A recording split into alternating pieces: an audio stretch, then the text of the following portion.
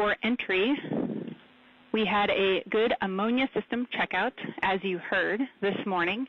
Your cool loop pumps are on Bravo side. For GNC, you've got 3 good barrows. They are now off OFF again. And you have 2 good GPS. We plan to keep those on. Finally, your recovery ship is on station in the Pacific, and there is no change to the weather forecast from yesterday.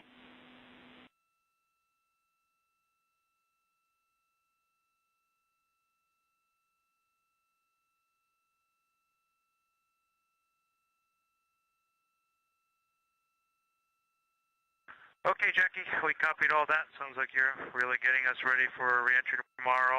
Also want to let you know that we happen to have a time lapse going out of window, I guess it was window 2 this morning, and we captured some of the ammonia venting, just for interest, if folks want to look for those photos later. We copy. We'll take a look. On the system side for today, we've got a couple of items. First of all, right now we're having some trouble transferring files with PCD3. We'd like a reboot of PCD3 when convenient. Second of all, I have a stowage delta for your stowage prep this morning when someone is ready to copy.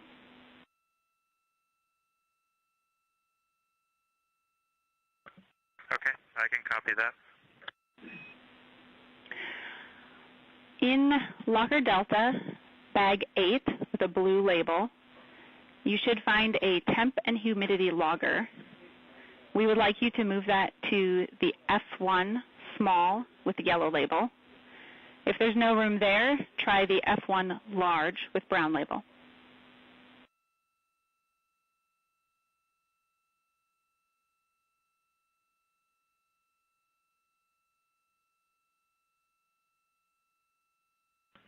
Okay, we copy that. We'd seen that earlier, and it's tiny. We'll be able to fit it where you want it.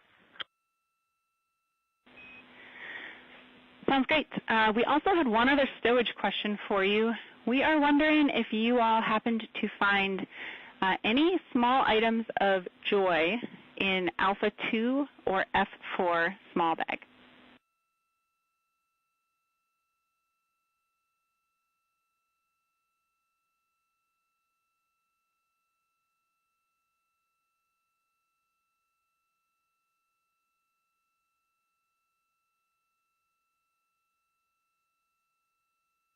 What was the second location again, Jackie? Foxtrot 4 small. I'm told these may be items you would consume or wear.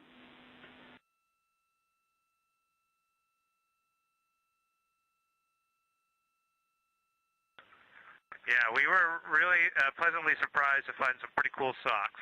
So that we found. However, we haven't found the thing we can consume yet, and I'm assuming that would have come out of F4, but we'll have to have another look.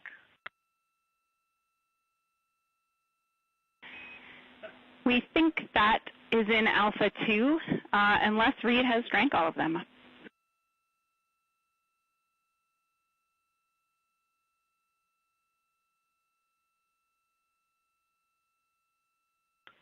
Okay. All right. Well, you piqued our interest. We'll get after it. All right.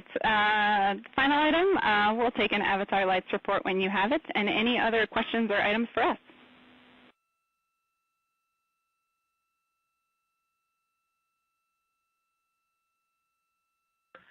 Okay, for Avatar, it's the same as yesterday. Just light 14 on the bottom row is not lit. Everything else is lit. And just want to let you know, we did sign it and get the images as requested. We do have a question for you on toilet. I'll let you chew on it and let us know. But how many voids do you think we have between now and entry? And can we use them at our own discretion between now and tomorrow? And a follow-on to that is, what our preference would be is to use some CCUs tomorrow and pack them prior to entry. So if you can accommodate that planning for us, we would appreciate it. We don't want to pack CCUs tonight. Final thing is, this is not the final thing, a couple more things. We had another look at the FOD on the window. What we were showing you from yesterday was window 2, not window 3, just to make sure that that's clear. And we can't get a perpendicular picture because it's too far in the corner and the glasses just aren't parallel, or the two panes are not parallel at that position. So we've kind of given you the best we can so far. If we get sun on the windows at some point today, it would be worth letting us know. We can try to take another picture because it shows up a lot better when it's sunlit, and we haven't seen that since you asked for more pictures. In addition, the Z9 pixels have been cleaned up. That was a good tip. Thanks for doing that. And I'll read you some AGA numbers. We've got CO2 of 2.7, O2 is 22.0, temperature 74.8, and the pressure is 14.7. And our final request is we would like a private with the flight director, but it's not urgent. That is at their convenience.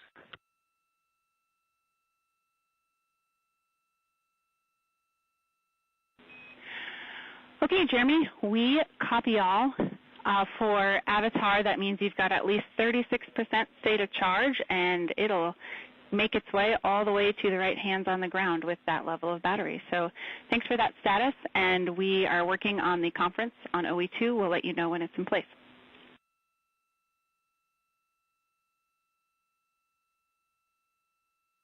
Okay, wonderful.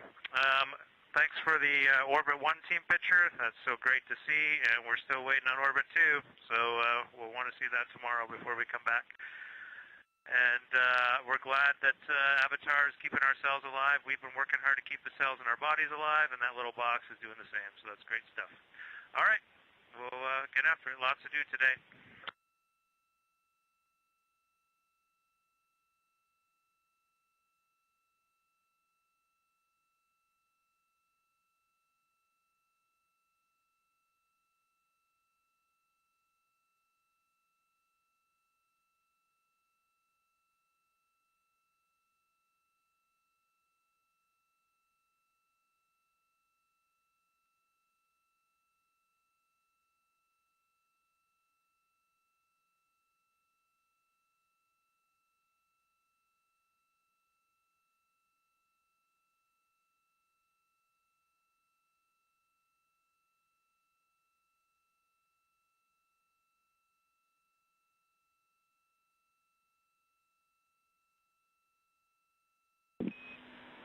Integrity Houston, you've got a conference set up on OE2.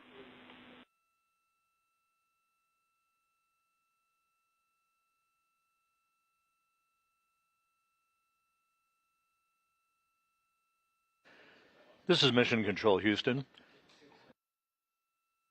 Here in the flight control room, spacecraft communicator Jackie Mahaffey has concluded the daily planning conference with the 4 crew members on board.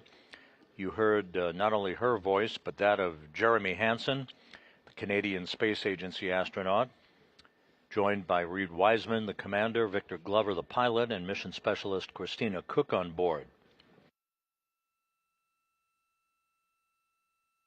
The daily planning conference running down a series of activities that lie ahead for the crew, with the highlight the start of the stowage of items aboard Integrity that will result in entry and splashdown off the coast of San Diego at 7:07 p.m. Central Time, 5:07 p.m. Pacific Time on Friday night.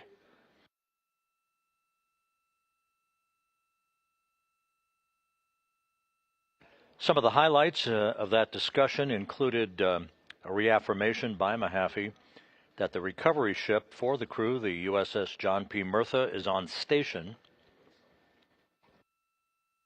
It is expected to be about 5 miles away from the splashdown point that will help to expedite the recovery of the crew, its extraction, the hoisting of the crew into a pair of Navy helicopters, and the return helo trip back to the deck of the Murtha, where they will go into medical bay, which is expected, routine procedures that we have trained and planned for. They'll receive routine medical exams before departing the ship at some point to return to shore and then ultimately back to the Johnson Space Center in Houston.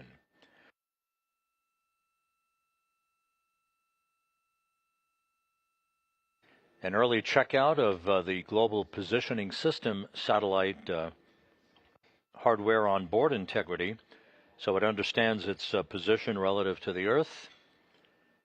All of that equipment is functioning perfectly, along with barrows, as you heard referenced. Those are barometric pressure sensors that ultimately will test and provide the onboard computers the information it needs to understand its distance from the splashdown site, its rate of descent, and its velocity, triggering other critical vehicle functions, such as the deployment of the series of parachutes.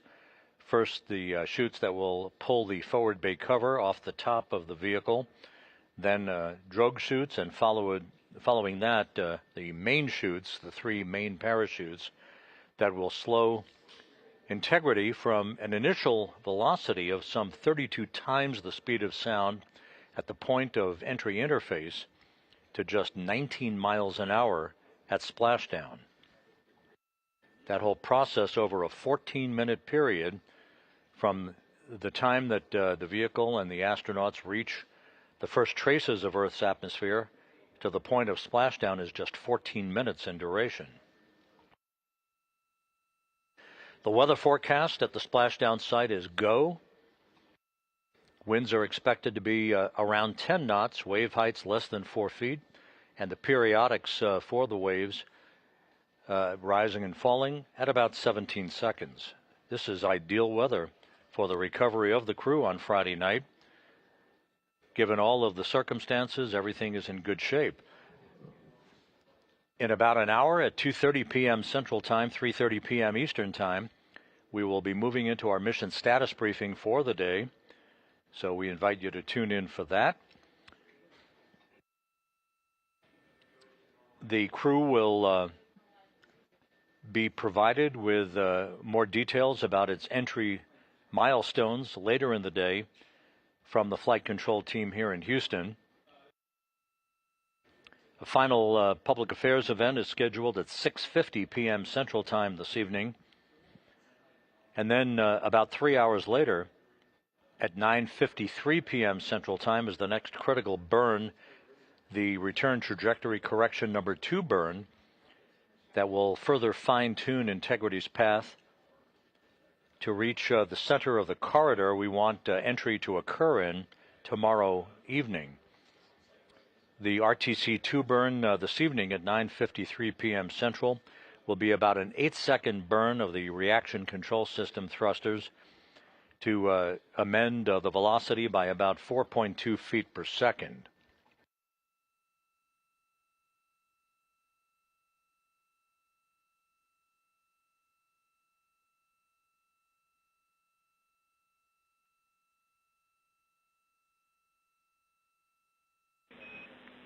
Integrity Houston for a crew eye on a prop display.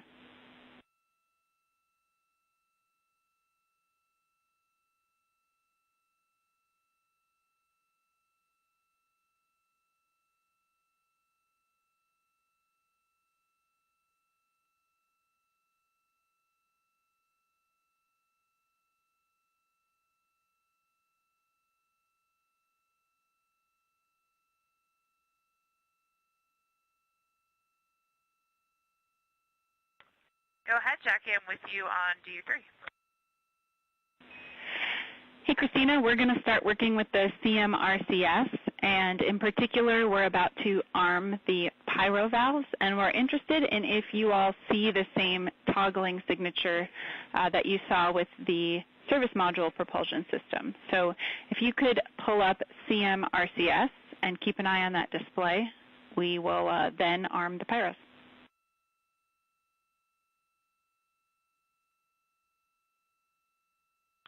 I'm with you on CMRCS. Got my eyes on the pyro A and B valves, and they're already, I'm seeing the behavior of them toggling in between safe and armed already. We copy all, and we'll put our actions in work.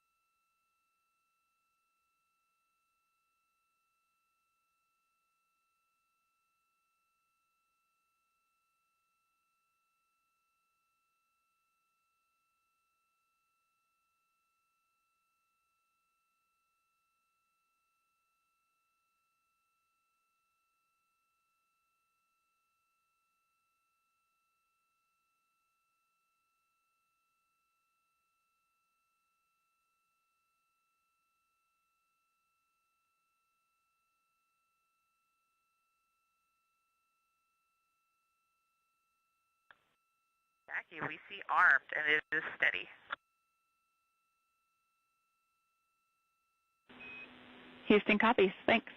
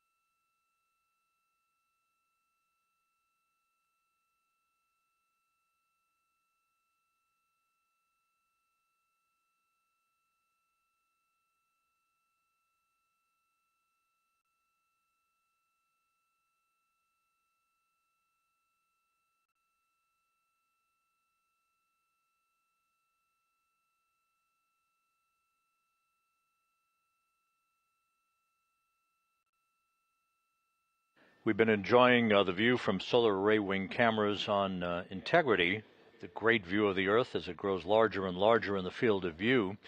Statistically, this visualization... Go ahead.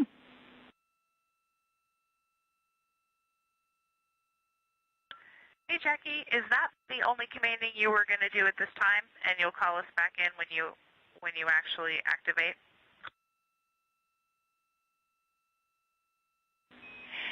Yeah, sorry, it was just long enough of an awkward pause, but we are getting very close to actually opening those, and we think you'd be interested in that as well.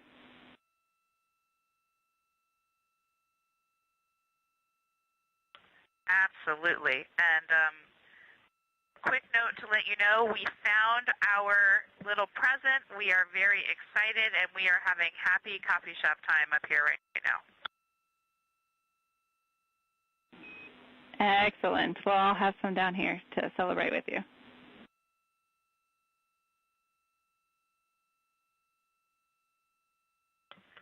Cheers to that.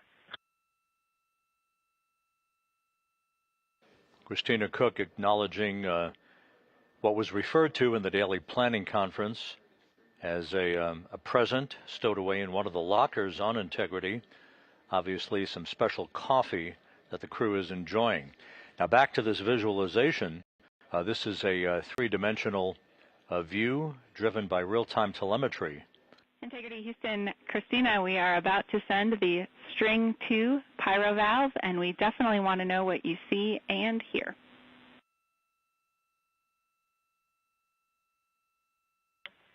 We are ready.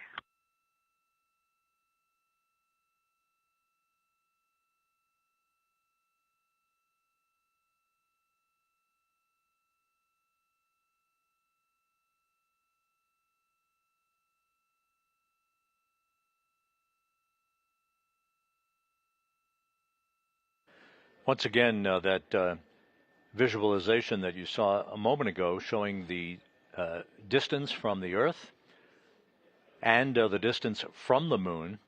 We're almost at that halfway point. You can see at the bottom right-hand corner of your screen. We'll reach the halfway point on the journey home 5.5 hours from now.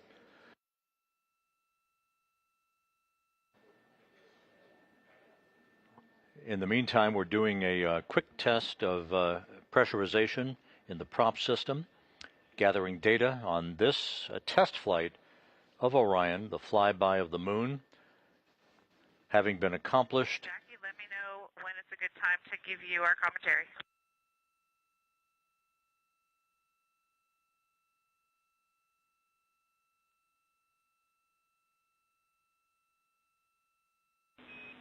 standby. Cook is ready to provide a characterization of what she's hearing as the pyro valves are open for the pressurization system.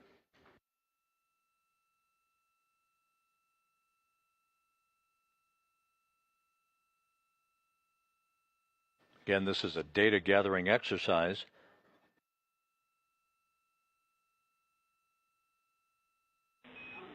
Christina, we're ready for your words.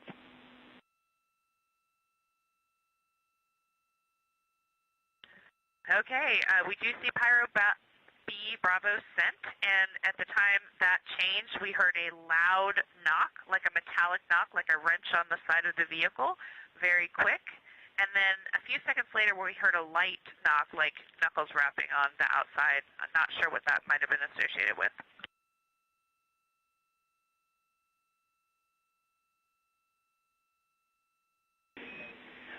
We copy wrench, then knuckles. We do think that first noise was the pyro.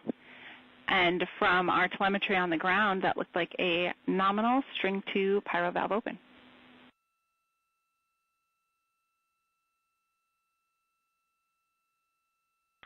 And we see the same.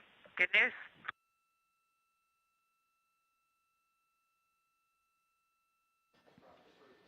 And Christina Cook characterizing for the flight control team here what she heard during the opening of the pyro valves for the propellant pressurization system. And Christina, it'll be a good 5 to 10 minutes before we're ready for string 1, so we'll give you a call back.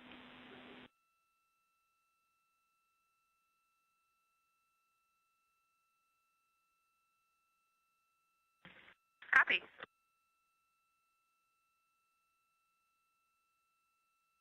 The system is working fine. This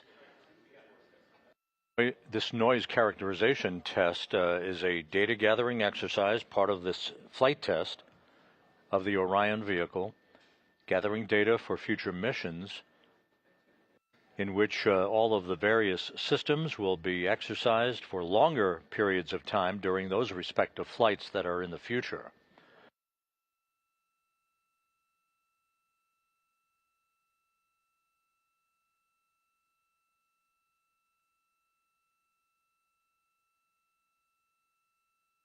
Integrity is flying in great shape.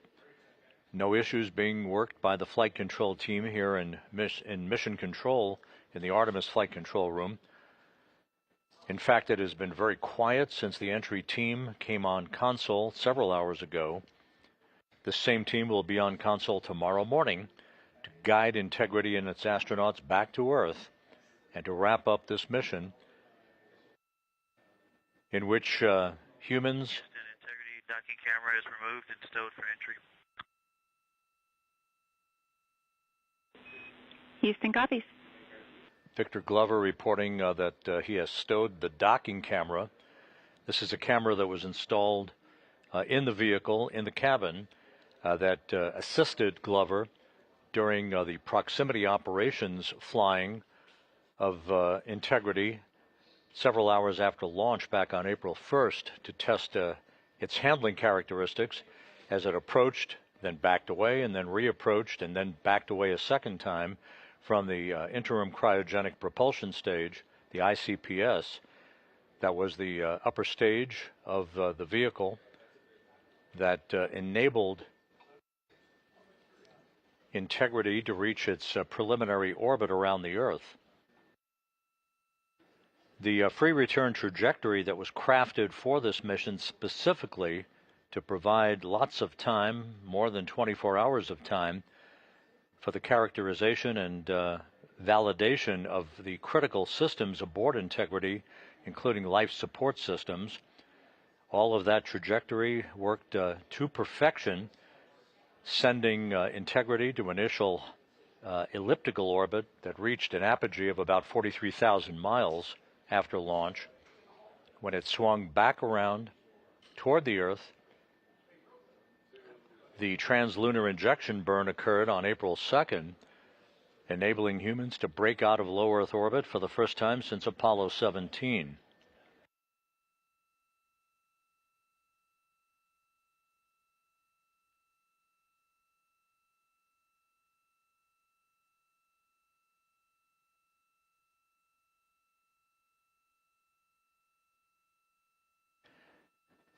The translunar injection burn also served the dual purpose of being, in essence, a deorbit burn. Whereas we think of a normal deorbit burn for an Earth orbiting vehicle as the function of a braking rocket slowing the velocity of an orbiting spacecraft down long enough so that Earth's gravity can capture the vehicle and bring it back into the atmosphere.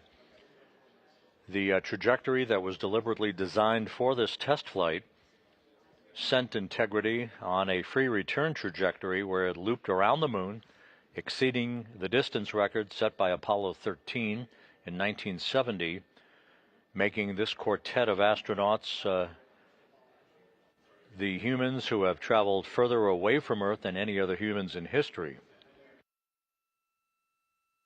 The loop around the far side of the moon, and now the return trip to Earth that you see growing larger in the field of view, to culminate in a high-speed entry back to Earth and a parachute-assisted splashdown in the Pacific, southwest of San Diego, on Friday evening at 7:07 p.m. Central Time, 5:07 p.m.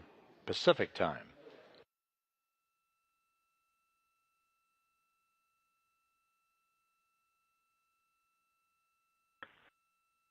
Houston Integrity for 2 questions, 1 stowage, 1 PCD.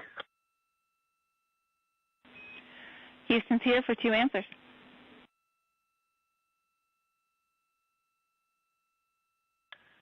First is just a request from me individually, but if there's a chance for a quick email sync between now and lunch, that'd be awesome, just to get a couple things in our outbox out to families. But obviously, getting ready for entry is the highest priority. And then second, for StowTrack, we can open the program and we see our 4 names, but we do not see a vehicle. So we just have the select option, but no vehicle listed, and we cannot move on.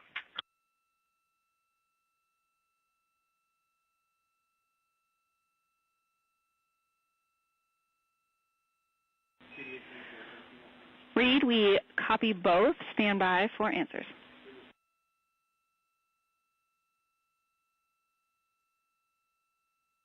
Thank you.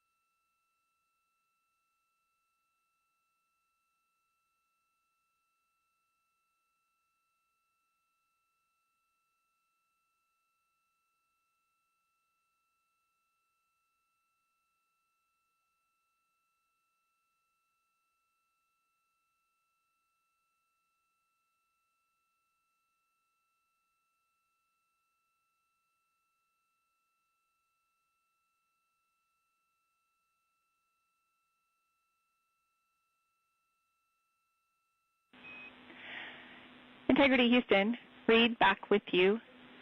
First of all, for StowTrack, we copied your issue. That is unfortunate, and we don't have any great troubleshooting options, but we can offer you a backup.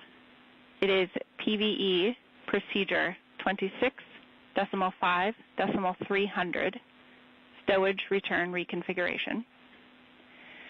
And for the email sync, we are a little tight on bandwidth right now, but we'll keep looking for an opportunity and let you know if we find one.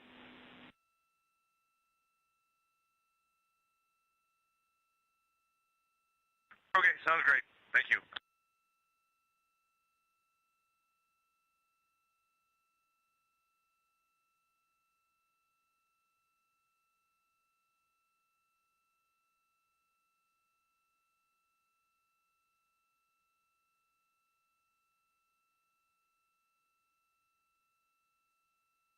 And Jackie, it might be a different pipe, but do you want the HHP camera or not?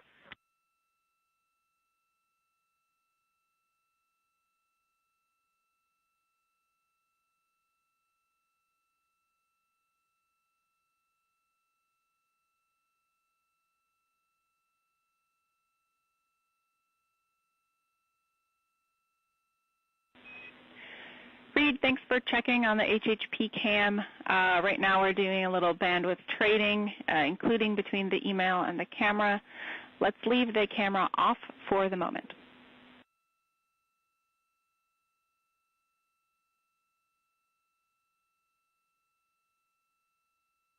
Sounds great, Jackie.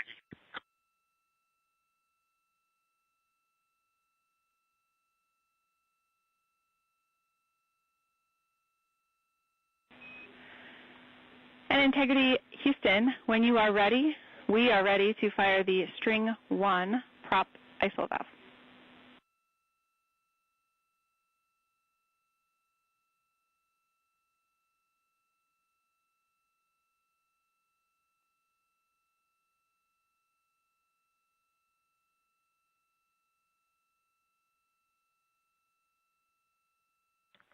And Jackie, we will be ready in about 30 seconds.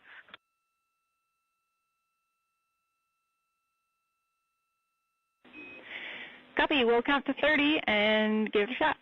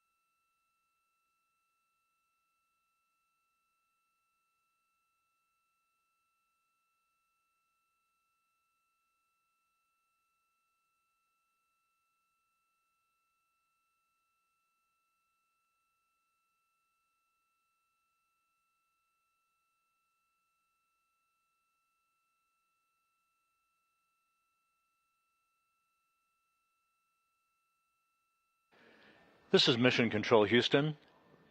7 days, 20 hours, 13 minutes into the flight of Integrity on the Artemis II mission, the historic lunar flyby around the moon that is in the home stretch.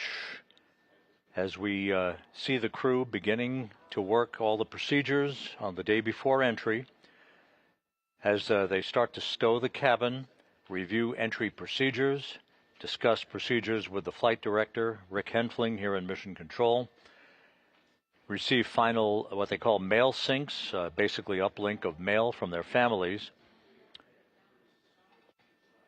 and gearing up for their high-speed entry back to Earth and a splashdown off the coast of San Diego 2.5 hours before sunset out in the Pacific on Friday night.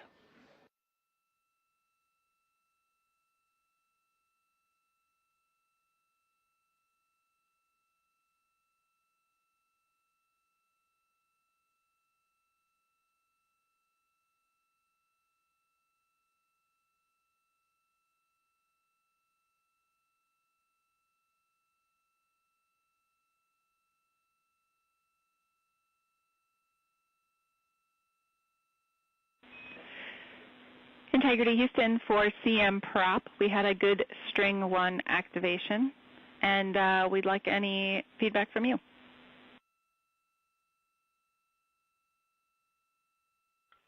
Awesome. Jackie, we see the same. Happy to hear it. And it was a similar signature, except I think we heard even a little bit more, the same 2 clicks. This time we also heard a little bit of a flow, like pressurizing, and we associated the second knock with the reg probably closing. It was right when we got to pressure.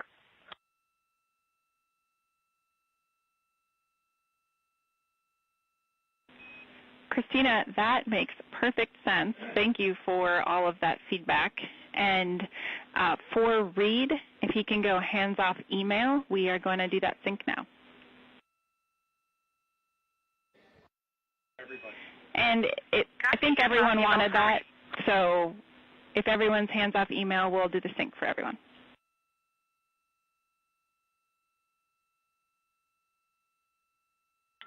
Copy and thank you. The propulsion officer here in Mission Control is all smiles with this characterization of the second of the 2 strings of the propellant and the propulsion pressurization system. Again, gathering data on this test flight on the behavior of that pressurization system that enables these systems to be properly pressurized for upcoming thruster maneuvers. Everything going swimmingly aboard Integrity, no issues being reported. The crew in the early portions of their workday preparing to begin stowing their crew cabin before they move into the heart of all of their entry activities later today and through the bulk of the morning tomorrow after they wake up. A reminder, we're about 40 minutes out from our mission status briefing for the day, in which managers will discuss the status of the flight, entry preparations, and to take questions from reporters both here at the Johnson Space Center and on our phone bridge. The mission status briefing scheduled for today at 2:30 p.m. Central Time, 3:30 p.m. Eastern Time. One other reminder this evening, the RTC-2 burn is scheduled. That is the second in the series of 3 return trajectory correction burns.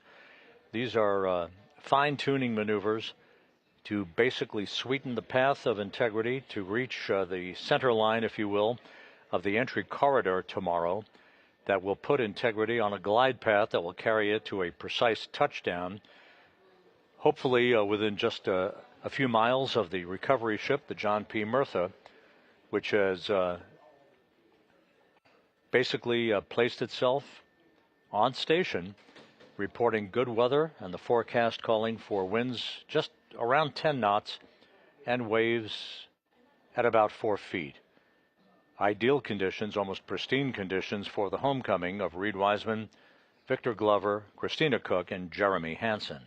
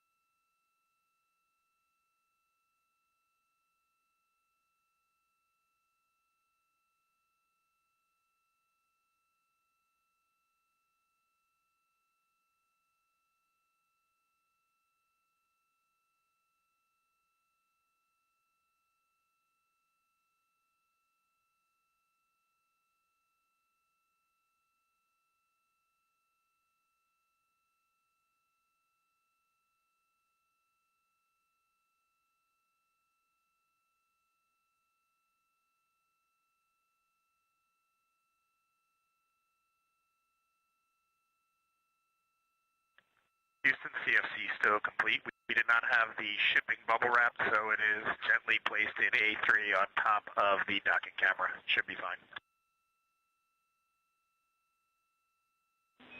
Houston copies. And Reed, we have one optional StowTrack troubleshooting to offer you if you would like it.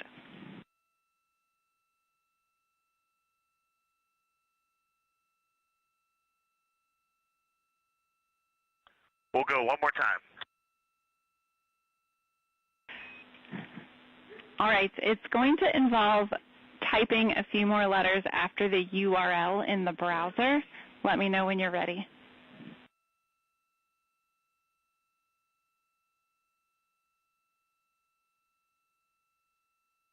So you want me to first open StowTrack, or do you want me to go to a browser?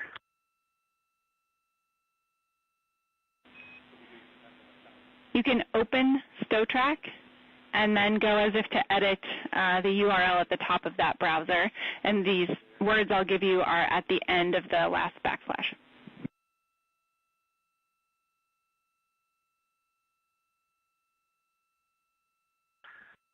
Okay, go ahead. All right, after that backslash, you will type reload data dot Alpha Sierra Papa X-ray.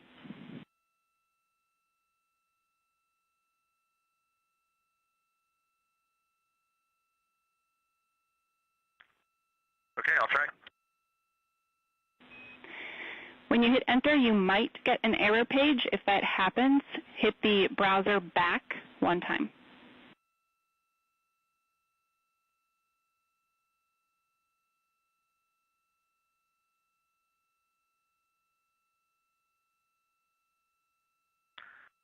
I did get the error, hit the browser back, and I do not have a vehicle. Okay, we copy. Thanks for giving it a try. And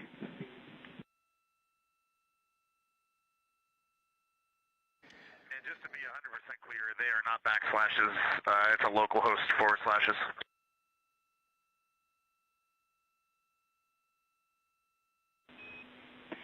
Copy. We don't think that would be the difference between our troubleshooting and yours. Thanks.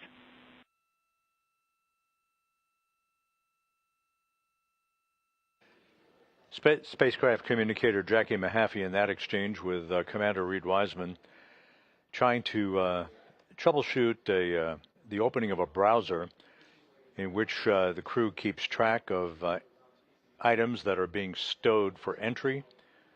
This is not an issue whatsoever in regard to the mission, nor the entry of the vehicle tomorrow. It's simply a bookkeeping issue. So we press ahead with the Earth in the field of view from a solar array wing camera, just over 5 hours away from reaching the halfway point on the return trip from the moon that will result in splashdown 1 day, 5 hours, 8 minutes, and 47 seconds from now. Before we get too close to our mission status briefing coming up at the bottom of the hour at 2:30 p.m. Central, 3:30 p.m. Eastern, we can review some of the entry day highlights for you. On Friday, the crew will be awakened at 10:35 a.m. Central Time. All the times I'm about to give you are Central Time. The crew will be awakened at 10:35 a.m. A couple of hours later, just before 1 p.m. Central Time, they'll begin configuring the cabin for entry. One final major burn, that's the RTC-3 burn, the return trajectory correction number 3 burn, is scheduled at 1:53 p.m. Central Time. That is a final fine-tuning maneuver to further precisely point integrity in the right direction down the entry corridor for its splashdown. It also will prime the vehicle in advance of what I'm going to tell you in a minute is the crew module raise burn, which is an orientation maneuver, but we'll get to that in just a second. The RTC-3 burn is scheduled on Friday at 1:53 p.m. Central Time. The crew will begin to move into its entry checklist at 4:05 p.m. Central Time. This is where the heart of the matter begins. Our NASA Plus coverage that will be SIMO to our continuing 24/7 YouTube coverage. Our NASA Plus coverage for an even wider audience than we have been broadcasting for over the past few days. That begins at 5:30 p.m. Central Time, 6:30 p.m. Eastern Time. The next milestone will be the communications handover between the Deep Space Network and the Tracking and Data Relay Satellite System at 6:15 p.m. Central Time, 7:15 p.m. Eastern. 18 minutes later, at 6:33 p.m., the command will be given to separate Integrity from the European Service Module that has served this mission so well to this point, and Integrity will be flying on its own.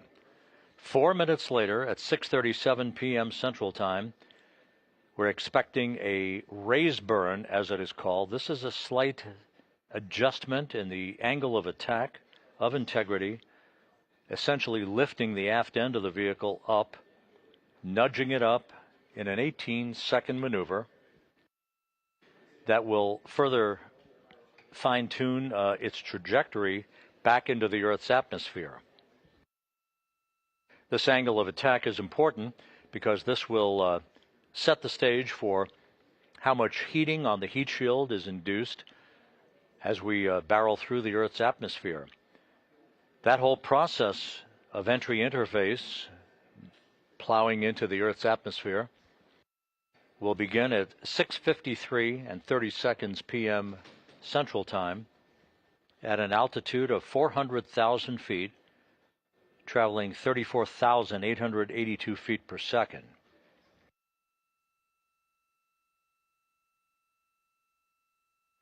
"24 seconds after we enter the Earth's atmosphere, we expect a communications blackout of about 6 minutes in duration. This is due to the ionization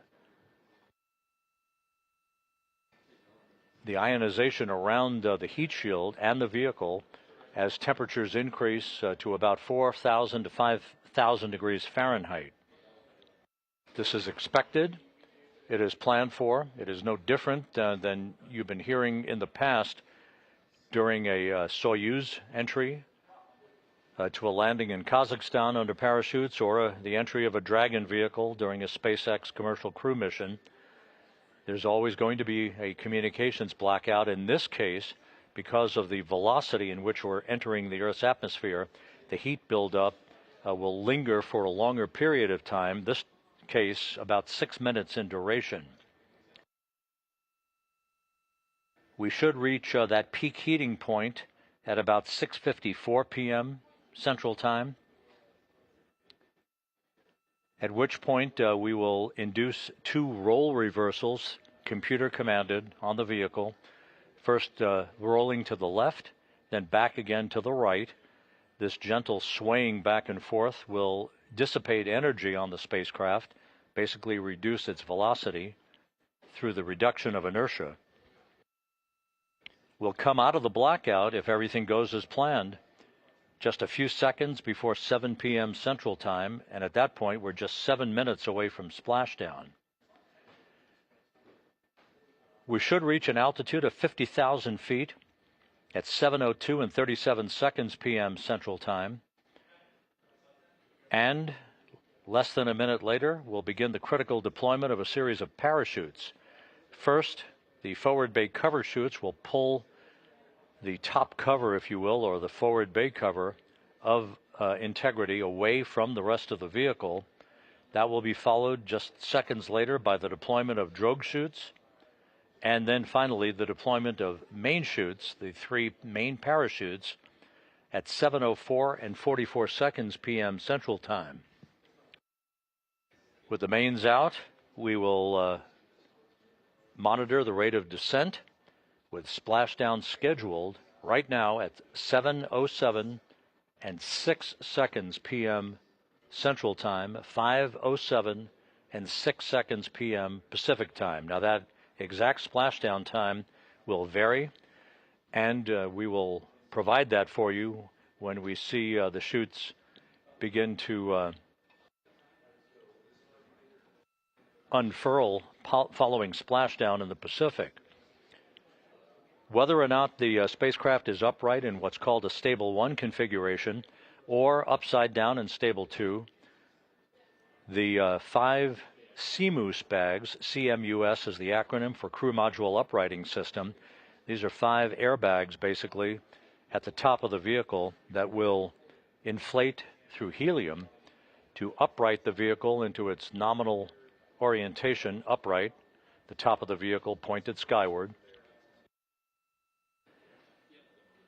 You will hear a difference in communications from the crew to what is called a very low data rate of VLDR. You'll hear the call out from the Capcom, Jackie Mahaffey, here in Mission Control.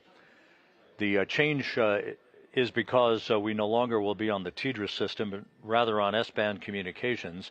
The crew also has available to it a SARSAT communications capability to the recovery forces on the USS John P. Murtha and the Navy helicopters and the fast boats that will be approaching the spacecraft to begin the process of ensuring that the vehicle is safe and free from toxic gases before erecting a raft called the front porch along the side of the vehicle that will be the precursor to the opening of the hatch and the extraction of the vehicle.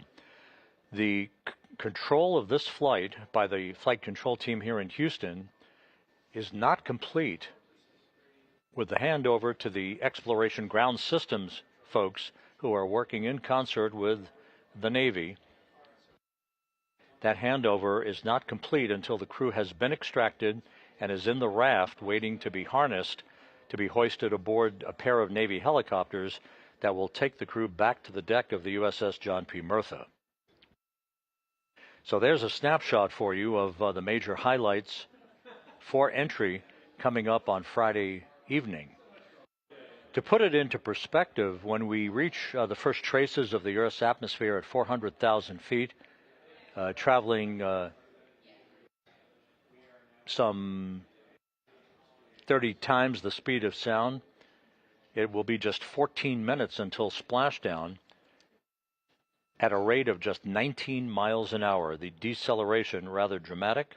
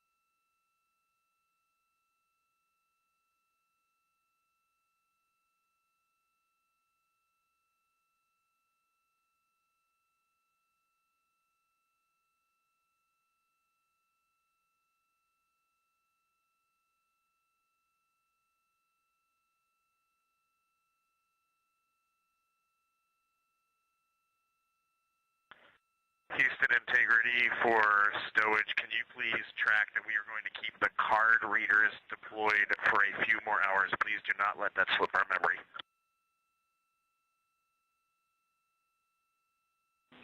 We gotcha.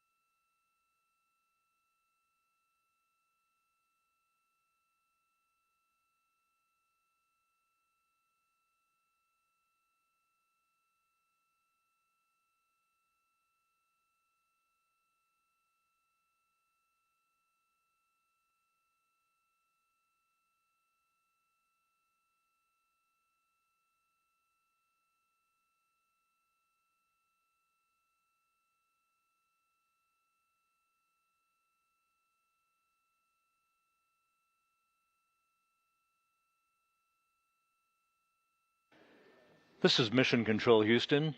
7 days, 20 hours, 45 minutes into the flight of Integrity on the lunar flyby mission of Artemis II.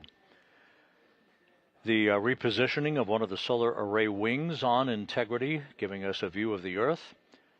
As it grows larger in the field of view, we're about 4 hours and 45 minutes away from reaching the halfway point of the journey home for Commander Reed Wiseman, pilot Victor Glover, and mission specialists Christina Cook and Jeremy Hansen, following their fly-around of the moon that occurred back a couple of days ago.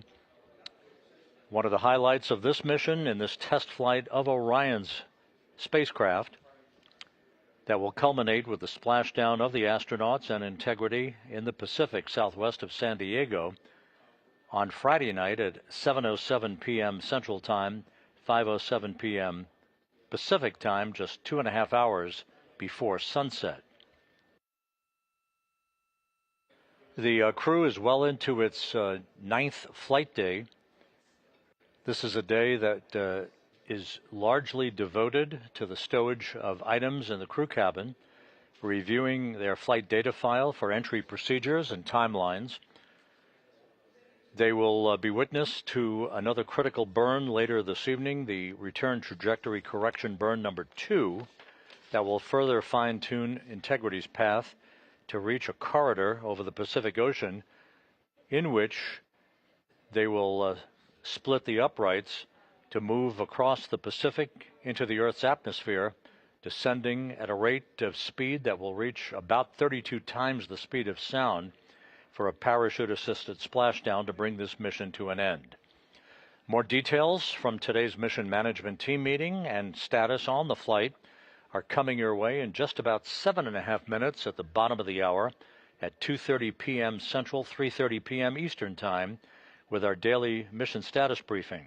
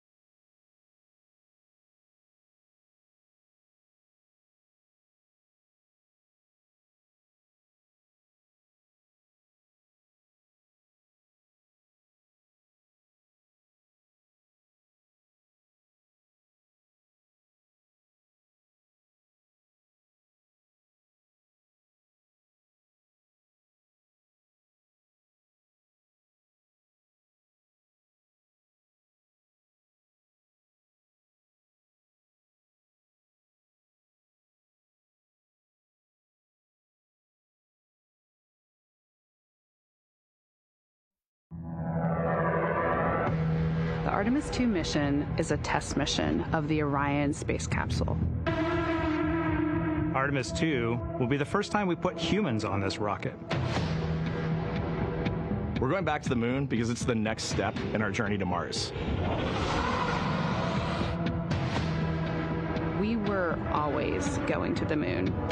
Pushing ourselves to explore is just core to who we are. That's a part of being a human. And liftoff! We shall return.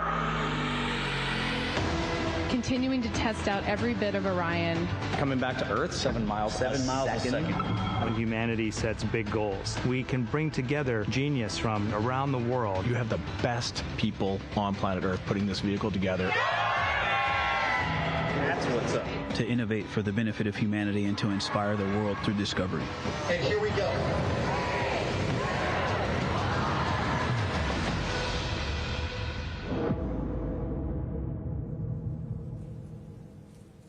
Good afternoon and welcome to NASA's Johnson Space Center for our final mission status briefing ahead of Artemis II splashdown tomorrow evening.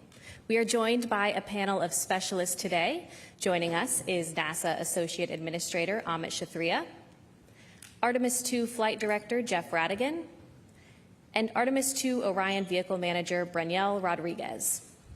We are going to be taking questions from media here in the room and through our phone bridge today, but before we get started, we will kick it off with some opening remarks. Amit, go ahead. Good afternoon. Tomorrow evening, Reed, Victor, Christina, and Jeremy, the crew of Artemis II, will come home. They will have traveled 400,000 miles. They will have seen what no living person has seen. They will have tested every system on the spacecraft and the environment it was built for, and they will have given us 10 days of data that will shape every mission that comes after. The test is not complete. Tomorrow, the Orion spacecraft will enter the Earth's atmosphere at approximately 25,000 miles per hour.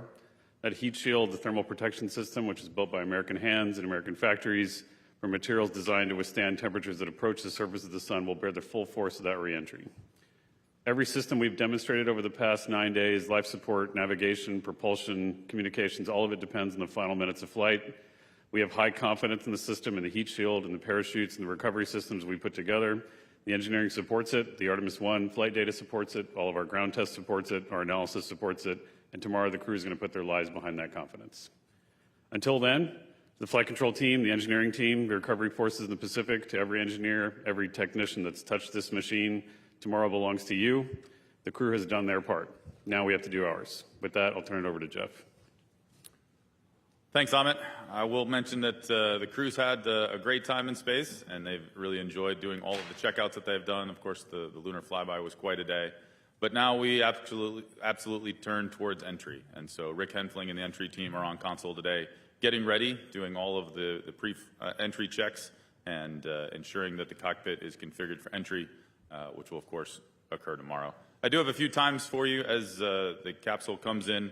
Of course, we'll hand back from the DSN network to the TDRS network at 6:15 local Central Time. And then the crew module and the service module is going to separate around 6:33. We would do a crew module raise burn to take the crew module slightly away from the service module as it comes down. And then we'll enter blackout at 6:53 local Central Time. About 10 minutes later, the drogue chutes will deploy at 7:03, and then the main chutes will be right behind them a minute later, 7:04, and we'll see those three main parachutes come out, leading down to splashdown at 7:07, and looking forward to a great day tomorrow. And with that, I'll hand it over to Branielle. Thank you, Jeff. So the spacecraft team and the Orion team, we've been doing an assessment over the last few days with an integrated team from flight operations and all of our subject matter experts here within Orion.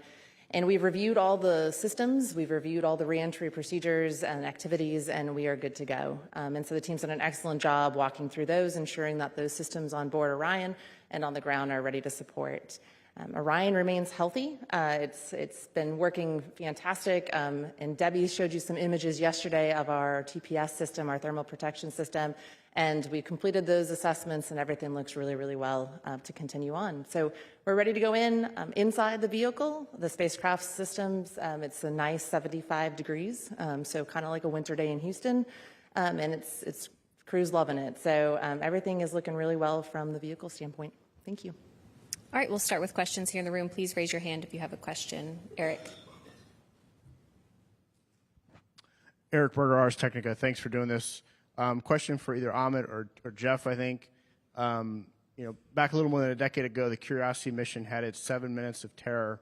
And I'm not trying to imply anything, but I want to get a sense of the 13 minutes of entry from entry interface to splashdown, of how we should be thinking about it. That's the 13 minutes of what?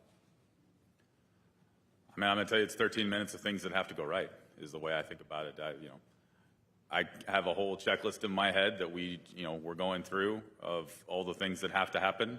The forward bay cover has to come off, the drogues have to come out, the main chutes have to deploy, the reefing systems have to cut, and we have to get touchdown angle alignment correct, and then hit the water correctly. And even prior to that, right, we've got the CMSM SEP separation between the service module and the crew module. That has to go right, and then you have the heat shield that has to work. So it's not so much 13 minutes, it's more in my head about an hour and a half of things that have to go right, and that's the way I think of them. Okay, we'll take another question here in the room. Jackie, go ahead. Hi there. Question, I think, for Jeff. I just wanted to check in. Yesterday, it seemed like the schedule moved around quite a bit as they were troubleshooting. I think it was an oxygen tank pressurization issue in the service module. Can you walk us through what that issue is, how long it's been a concern, and whether or not it's a big factor here that's outstanding? Thank you. Sure. So it's actually not an oxygen tank issue. It's oxidizer. It's in the propulsion system, not in the breathable atmosphere system. And so it's one of our two-part propulsion system, which allows us to burn in space. We are seeing what is a small leak in our pressurant system. The leak is not to space; it's internal to the system, across some of our valves, and we really need to characterize that to see what, if any, modifications we might need to make in the future. And so we had some time on the timeline dedicated to some other activities, right? Having the crew pilot the vehicle again. And it made more sense for us to go ensure that we fully understood the characterization of the service module and the pressurization system, because we don't get the service module back, right? It's something that we jettison. So we all thought, right? Flight control team, working in conjunction with our mission management team, and of course our engineering teams, made the decision to go spend more time to characterize that situation. Because it was more important, and we'd already gotten the data out of the manual piloting demos that we'd previously had. So that's why we changed the timeline and ensured we could really characterize the vehicle. Okay, we'll take our next question from Marcia. Go ahead. Marcia Dunn, Associated Press, for you, Ahmed. I know all the data and all the analyses points the way for a safe splashdown tomorrow, but still human emotion must be at play. How tense, stressed are you? So much is riding on this mission. All eyes will be, so focused on all this tomorrow around the world. Yeah, I mean, I think there's no question that we'll all be anxious, and but we'll be with the families. We'll be with them. We'll all be together. I have full confidence in the team. They do too. That we've been with them the whole time, and so we've done the work. It's impossible to say you don't have irrational fears left, right? But I'd tell you I don't have any rational fears about what's going to happen. We've done the work we need to, and we have full confidence in the team, the recovery team, the flight control team, the analysis, and the work we did. Yeah, some of them. Yeah. Okay, we'll take our next question from Irene. Irene Faltz with Aviation Week, probably for Amit. At this point in the mission, how many in-flight anomalies have been are pending for action after splashdown?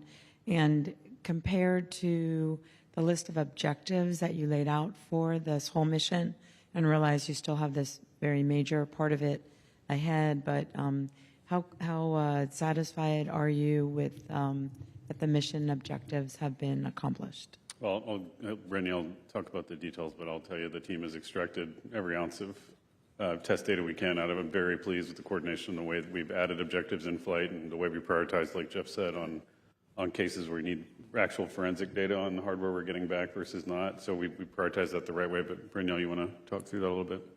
Yeah, absolutely. As far as the things that we've learned, right, it is a test flight, and so we are learning things on the spacecraft. I think we've talked several of them in these press conferences as we have, but we gather those data, as Jeff noted. We take characterization tests of systems that we won't get back home, and when we get back home and the vehicle comes back, we'll do a lot of post-processing of all that data. Okay, we'll take one more question here in the room, then head to the phone bridge. Go ahead. Hi, TG Mascaro with the Epoch Times. Thanks so much, and congratulations on the mission so far. Question for Jeff. Can you walk us through how this reentry procedure differs from that of Apollo? Let's see. In terms of it actually doesn't differ all that much in terms of just how fast we're coming back and how much has to go right. Of course, there are some minor timeline differences. The parachute systems are different between the two vehicles. But big picture coming back from the moon is all really close to the same thing.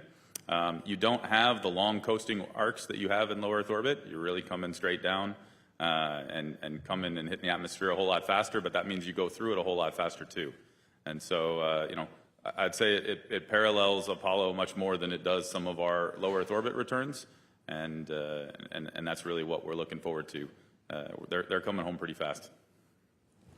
We'll take our next question on the phone bridge from Ken Chang with the New York Times. Hi, thank you. I guess I'm following up on the previous question. So with the lofted orbit, it comes up a bit, and Apollo had direct reentry, and Artemis I had the skip entry. So I guess it seems like it'd be somewhere in the middle. If you can just give a few more details. Thank you. Yeah, Ken. So we are still doing a skip entry where we've shortened the duration of the skip because of the limited use disposition of this particular heat shield. We know that it can tolerate X amount of dwell time during the lofted period, which is why we're shortening the duration. To follow up a little bit on the previous question too, one of the reasons we were willing to do that is because we figured we could control the entry weather, or not control, but deal with entry weather in terms of the downtrack. And so the duration of the heat load, heat rate, as well as the actual downtrack is shorter because that's the part of the environment that we decided to control with this particular instance of the heat shield. For future heat shields, we'll have much longer skip capability. Our next question is from Noah Haggerty with the Los Angeles Times.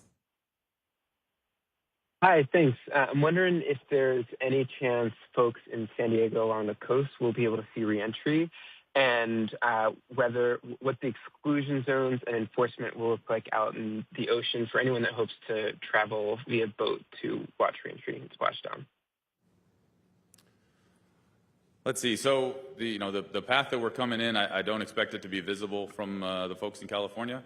And as far as the exclusion zone, we're pretty far off the coast. And of course, we're working in conjunction with the Department of War to recover the capsule out there, and it is a fairly large exclusion zone. So I would caution folks, please avoid the area. There's a lot of debris that comes down, and we work with our recovery forces in order to ensure that it doesn't hit them. But of course, we don't want it to hit anyone else. We are still targeting to come down at our primary landing site, and we have the weather alternates available. But it's further off the coast than, again, some of your, the LEO deorbits that you've seen. We'll take our next question from Nell with NPR. Hey, thanks so much for doing this. I'm still trying to understand the oxygen pressurization issue. You mentioned something about it was with the propellant system. I'm wondering, does this have anything to do with anything that might be involved in reentry? I mean, I understand you're assessing it because you're going to lose that part of the spacecraft and it won't be returned, but is there anything related to that that's at all of concern related to reentry? Thank you. I appreciate your question, and just to clarify again, right, this is actually in the helium pressurization system of the oxidizer, which, of course, our service module propulsion system works on fuel and oxidizer and combining those together to provide thrust. In terms of affecting reentry, It will not. We still have capability in the spacecraft and are operating in a case where all of our burns have performed nominally. They've done exactly what we've expected to. Of course, we performed return trajectory correction burn 1 a couple days ago, and it went just fine. We hit our targets, and we're actually seeing that our targets are very close to what we predicted, so our correction burns don't need to be as much as we had protected for, which is a good thing to note. We're doing another trajectory correction tonight, and then there'll be the final one tomorrow before entry. All of those are done actually without the pressurization system that we're characterizing. We're operating in a case where we're in blowdown, which means that we already have full pressure in the prop tanks to be able to perform these burns. Even if we had, a 3 sigma dispersion, we still have plenty of prop pressurization to do the burns. So we don't see any impact to entry at this time. And of course, we will, jettison the service module, and that's where the system is. And of course, the crew module jets that we'll use actually on reentry are unaffected at this time. Yeah, and to add to that, Jeff, there's multiple layers and redundancy in our propulsion system, and so really the test yesterday was to help us characterize that information since we don't receive the service module back home. But we have reviewed that as a technical team. We have validated all of that in our labs, and we have very much confidence in the system. We'll take another question on the phone and then head back into the room. Our next question is from Micah Maidenberg with the Wall Street Journal. Thanks. Amit, you spent a lot of time over the last 2 or 2.5 years working on the heat shield and the reentry plan that will be rolling out tomorrow. I'm curious if you ever went through this effort and the new trajectory, directly with the crew's families, and did you feel like that session, if it happened, was able to resolve any worries they might have had? Did anybody else outside of the crew themselves from NASA sort of talk through the mitigation for tomorrow? Thanks so much. Yeah, we haven't gone into deep technical detail. At least I have not with the families directly. I know that I will tell you though that from day one, since I started in the program, and then was right before they named this crew, we have been talking to the crew about this problem the whole time, and they've been with us on the investigation. They've been with us on the production improvements that were made, all the changes to entry procedures. So they were not just doing what we were telling them to do. They co-created this solution with us. So they've been lashed up. I imagine they've discussed with their loved ones what the risks are. They've talked about that through all phases of flight, through entry, through ascent, every single piece of it. So I know that they're well prepared. And I would tell you though that. It's not said a lot, but the courage that the families show during these missions is as great as or equal to what the crew shows when they go fly, and so we all have to admire them for that. We'll take our next question in the room. Go ahead. Thanks. Joey Roulette with Reuters. Question for Amit or whoever wants to answer. I'm just curious to hear more about how the astronauts are feeling ahead of what's probably the riskiest part of the mission. Are they asking questions, technical questions, or anything else? And Jeff, I want to just hear a little bit more about the oxidizer issue, if you could describe the leak rate or what risk level this poses to the crew, if any, and how many valves are implicated in it. Thanks. Yeah, I think I'll let Jeff or Braniel kind of talk about the crew spirits. I know they've been on the radio and they're pretty chipper. So, but what you going to tell them? Well, I think when we talk about the managing the emotions on orbit and managing that through every day of flight, they're all a little bit different, right? And when you talk to the crew, some days we get to the conference at the end of the day, and we're talking technical items, we're talking technical things, we're talking about what happens tomorrow. And some days it's there's very little to talk about in terms of technical items, but it's hey, here's how we're feeling, here's how we're doing. They were very happy to get some time off after the lunar flyby. The lunar flyby was a long day. I'm sure you all heard them on the radios. Constantly that day. It was a long taxing day for them, and they were happy to get a little bit rest the following day. So every day of the mission, especially with a mission this short, and it's so packed full of all of the operations that we're doing, it's its own kind of thing to manage. And now as they get into entry, we're talking through. They've got conferences today with the entry flight control team, and we're ensuring that we're getting them ready in a good motional state, so that they can execute, right? They're very technically savvy. Just as Amit said, we've built this plan with them. There's nothing new that they're learning, but we're all reviewing together and make sure we're well positioned to fly entry tomorrow. And I'll take the technical topic and hand that over to Branielle. Thanks, Jeff. Regarding the propulsion system, so there's multiple valves in each string of the propulsion system and multiple strings providing that redundancy. So we worked a test plan to safely characterize what we're seeing and validate the data that we're getting down. And the team's going to go off and look at that and determine based on what they're seeing, the thermal effects associated with the attitudes that we're flying in, and be able to come back with us post-mission with an investigation update. Let me just make this clear. So we're leaking helium into the pressure system, into the aux system. There's a series of solenoid valves that are protecting that. We actually accepted this risk pre-flight because we had a low leak rate of helium on the valve closest to the prop system. We accepted it because we didn't need the performance for the pressure system. As Jeff said, we can do a lot of the burns just with the ullage pressure in the tank, and for a free return trajectory, don't need it. We could have done the whole mission without at least after TLI, could have done the whole mission without helium pressurant. However, we are not getting the valves back. We know it. We have leaky valves to begin with, and we want to make sure we're characterizing that leak rate as well as we can.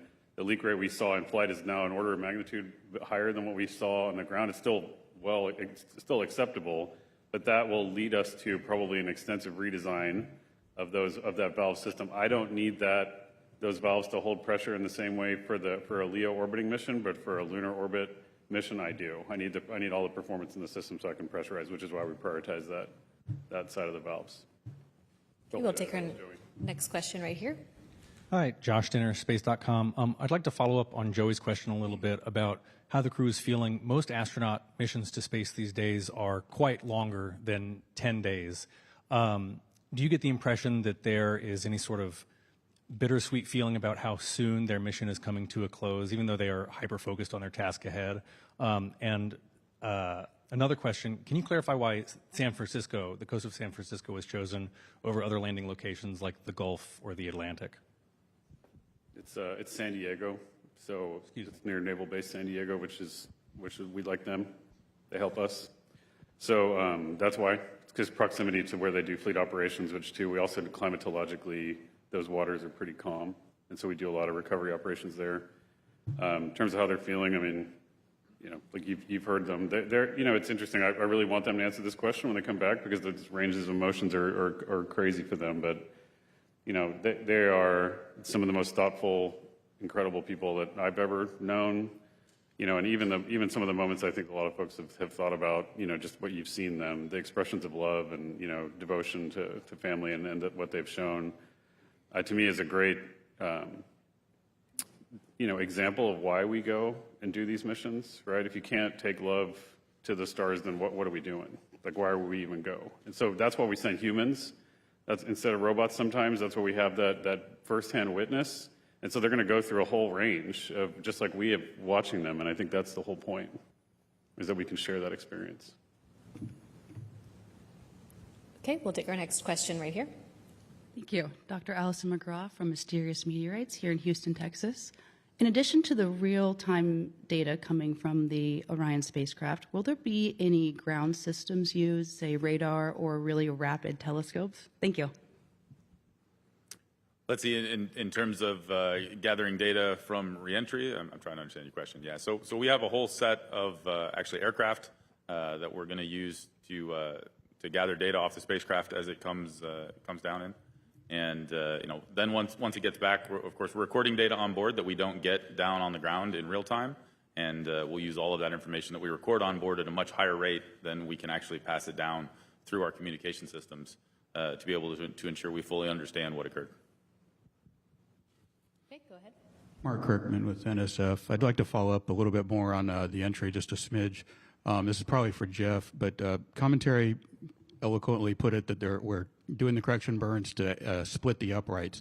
Can you define that flight path angle that we're aiming for and what the consequences are of not what bounds out in the consequences of not being at the correct flight path angle at entry interface? And also, can somebody summarize the plan for assessing the TPS right away after splashdown, what the timeline looks like and how you'll plan to get that data? Let's see. So in terms of the flight path angle, I mean, it's quite simple. You have to hit it, or the TPS, we don't expect it will be successful, quite frankly. We have to hit the flight path angle accurately.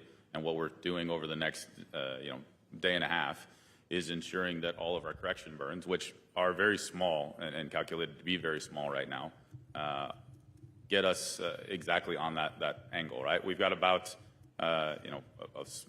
less than a degree of angle that we need to hit, and when we come in, we need to be right in the center of that. Obviously, we've got a little bit of wiggle room. We don't plan to use that. Our guidance is working very well right now. All of our trajectory calculations are showing that the vehicle's on almost the best path it could be, and that our correction burns are very small this evening and then tomorrow.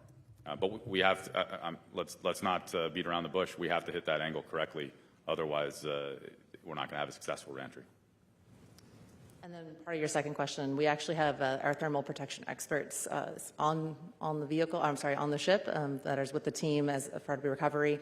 They have a plan in place to do extensive imagery of the TPS system, our heat shield, upon it getting back into the well deck of the ship. And then, of course, once it gets back on dock and at Naval Base San Diego, we'll do more imagery before it gets transported back to KSC, where we can continue on getting additional insight into it.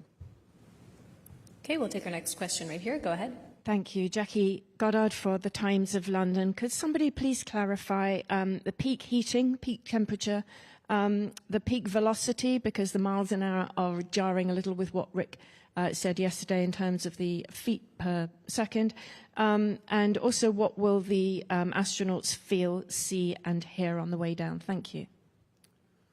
Let's see. So in terms of the numbers, we'll have to get you that. I don't have those specifically off the top of my head, and I know Rick gave them to you in the units that we generally use, but we'll be sure to get those to you.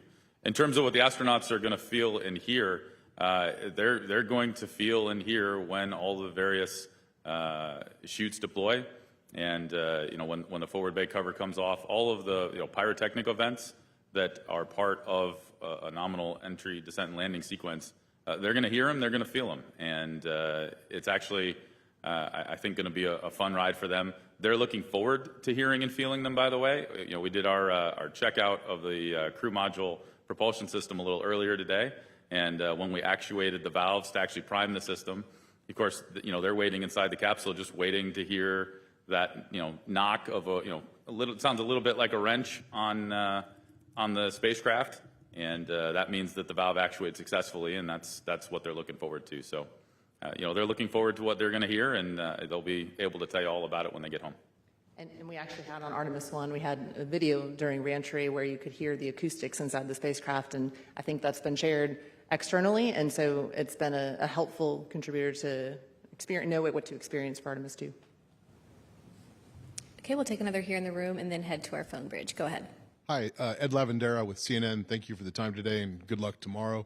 I'd love to know how much of the piloting will Victor Glover be doing? How much of the control of the capsule will you guys have in mission control? What's the balance there, just to kind of understand the logistics of how that plays out during reentry? So during reentry, the vehicle's piloting itself, and we have closed-loop control guidance on board that's going to be piloting the vehicle down to the ground. If there is it's actually multiple failures to get into a case where the crew is going to pilot the vehicle. Were we to have those multiple failures, which of course we don't anticipate, there is the opportunity for the crew to take control. I will tell you that when we've worked with them ahead of time, they're very concerned with cases where they would have to take control. This is not a system where you want to be manually piloting it yourself. You'd rather let the computer pilot the spacecraft, and that's what they're going to go do. But of course, they can take control if they absolutely had to, but we don't expect that to be the case. Okay, we'll take our next question on the phone bridge from Megan with Scientific American. Hi there, Megan Bartels from Scientific American. Thanks so much for taking this question. I think this is for Jeff. Thank you for the timeline updates at the top. I really appreciate that. And I wanted to ask about crew extraction. From what I understand, that's about an hour after splashdown. And I just wanted to understand why the delay, what will be happening during that hour-long procedure, and then if you could provide a little bit more detail on the rationale for the order of extraction, that would also be great. Thanks so much. So, in the moments after the vehicle hits the water, there's a number of things that the crew has to do on board. There's a number of systems that we have to begin an orderly shutdown, and the crew then has to orient themselves and begin safing the spacecraft so they can open the hatch. And that takes a little bit of time. In parallel, of course, the recovery forces and Lily, our recovery director, are bringing the recovery forces closer to the capsule. They do have to stay out, a fair number of miles because there's debris that comes, of course, our drogues that are coming off the spacecraft, the forward bay cover, as I mentioned earlier. We don't want any of that to land on our recovery forces, so we do have a certain amount of time that will take to ensure that we don't put any of our recovery forces at risk. Once we confirm that there's no risk to the recovery forces, which takes a matter of minutes, then they're able to approach the spacecraft and begin the process of extracting the crew. That's not it's not a short process, but it takes about 30, 45 minutes is what we've seen in calm seas. And of course, we are expecting good weather at this point, but it takes a little bit of time to get the recovery forces into the capsule and then help the crew to get out of the capsule and onto the front porch, which is the flotation part of the recovery forces that actually attaches to the spacecraft. So it just takes a little bit of time. We need to do this calmly and methodically, and that's the way it goes. So that's why it takes time. Like any operation, you have to spend the right amount of time to make sure we do it successfully. As far as order goes, that's really left up to the recovery forces. It'll depend on the crew, the specific crew, and how they're doing. And Lily and her team will manage that as it comes. Okay, our next question is from Marcia Smith with spacepolicyonline.com. Thanks so much for taking my question. And it's actually a follow-on to that. Could you talk about what debris is going to be coming off and falling into the ocean, and over what distance is it going to fall? And are you going to try and recover any of it other than the parachutes? Yeah, I'll try and take a shot at that one. So when the crew module comes back in, the forward bay cover, which is the very top of the crew module, actually comes off, and that pulls out your first set of parachutes. And we have kind of 3 sets of parachutes that come out. And so as each one of those pull off, they get released. And so that is kind of what the debris that Jeff's talking about that falls into the zone that is the kind of the keep out zone that the team has out in the water. We do try and recover, best effort. Crew is priority, so crew will always be done first. But the teams out there and the assets out there do look and try and recover, for example, our parachutes if they're able to, but not critical. We have a slew of test data to support all the things that we have seen. So hope that got all the questions there. All right, we'll take another on the phone and then head back into the room. Our next question is from Lauren Grush with Bloomberg. Hi, thank you so much for taking my question. I believe this is for Amit. I just want to clarify your response about the leaking valves. Just to be clear, you said that you ultimately will need to do an extensive redesign of the system for future lunar orbital missions. And do you have a sense of how long that might take? Is it too early to understand how that might impact the schedule for Artemis missions moving forward? I think we're pretty convinced that we'll need to do the redesign. In terms of timing, I'm convinced this will not be the pacing item for a lunar mission, so we'll be able to fix it in the time we need to. Might take a little while, but we have to get it right, and also we want to make sure we do the right amount of tests. So, but yeah, I'm pretty sure we're going to need to, at a minimum, tweak the design to prevent the leak rate that we have, if not fundamentally change the way the valve works, but we'll have to go do that properly. Okay, we'll take our next question in the room. Will, go ahead. Hi, Will Robinson-Smith with Spaceflight Now. Thank you all for taking the time one last time. Just to follow up on Lauren's question, the European service module for Artemis IV is already at the Kennedy Space Center right now. Do you imagine that it would need to go back to Airbus in Germany for this work to be done, or can technicians come to the Cape and get that work done in Florida? Thanks. Yeah, I think we can do it there. It just depends on what logistically makes the most sense from a production and access standpoint. So we'll just have to go through that. yeah, I don't know. But I imagine we have options. Okay, we'll take our next question here. Go ahead. This is Henry Gass from the Christian Science Monitor. Thank you for doing this. My question, I know you're all very focused on tomorrow, and it's a big day, and you're focused on wrapping up Artemis II. I'm wondering if, Artemis III is not that far away as we stand now. Are there any preparations for that have begun? Yeah, so if you just go down the road here, there's a Mark I Blue Origin lander that just came out of Chamber A.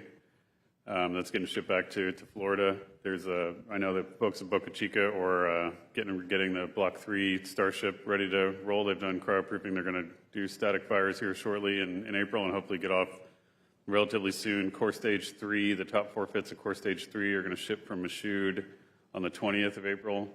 The booster F segments for Artemis III are already at Kennedy. As we talked earlier, the Orion, the Dash 3 Orion, the CM and the SM are still separated, but the new heat shield, which has been redesigned to tolerate those new conditions, is also assembled and ready to go. We just have to make those segments and go.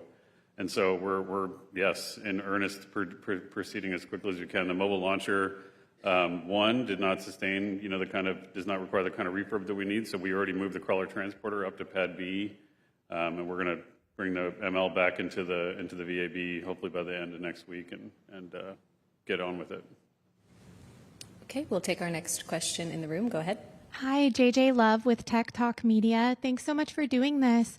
I want to ask, what is the single biggest thing that you would want the people of Earth taking away from this mission? And that's for anyone. Wow, that's a tall order. Single biggest thing. There's so much, right? There's so much that we've done on this mission and so many things to share. I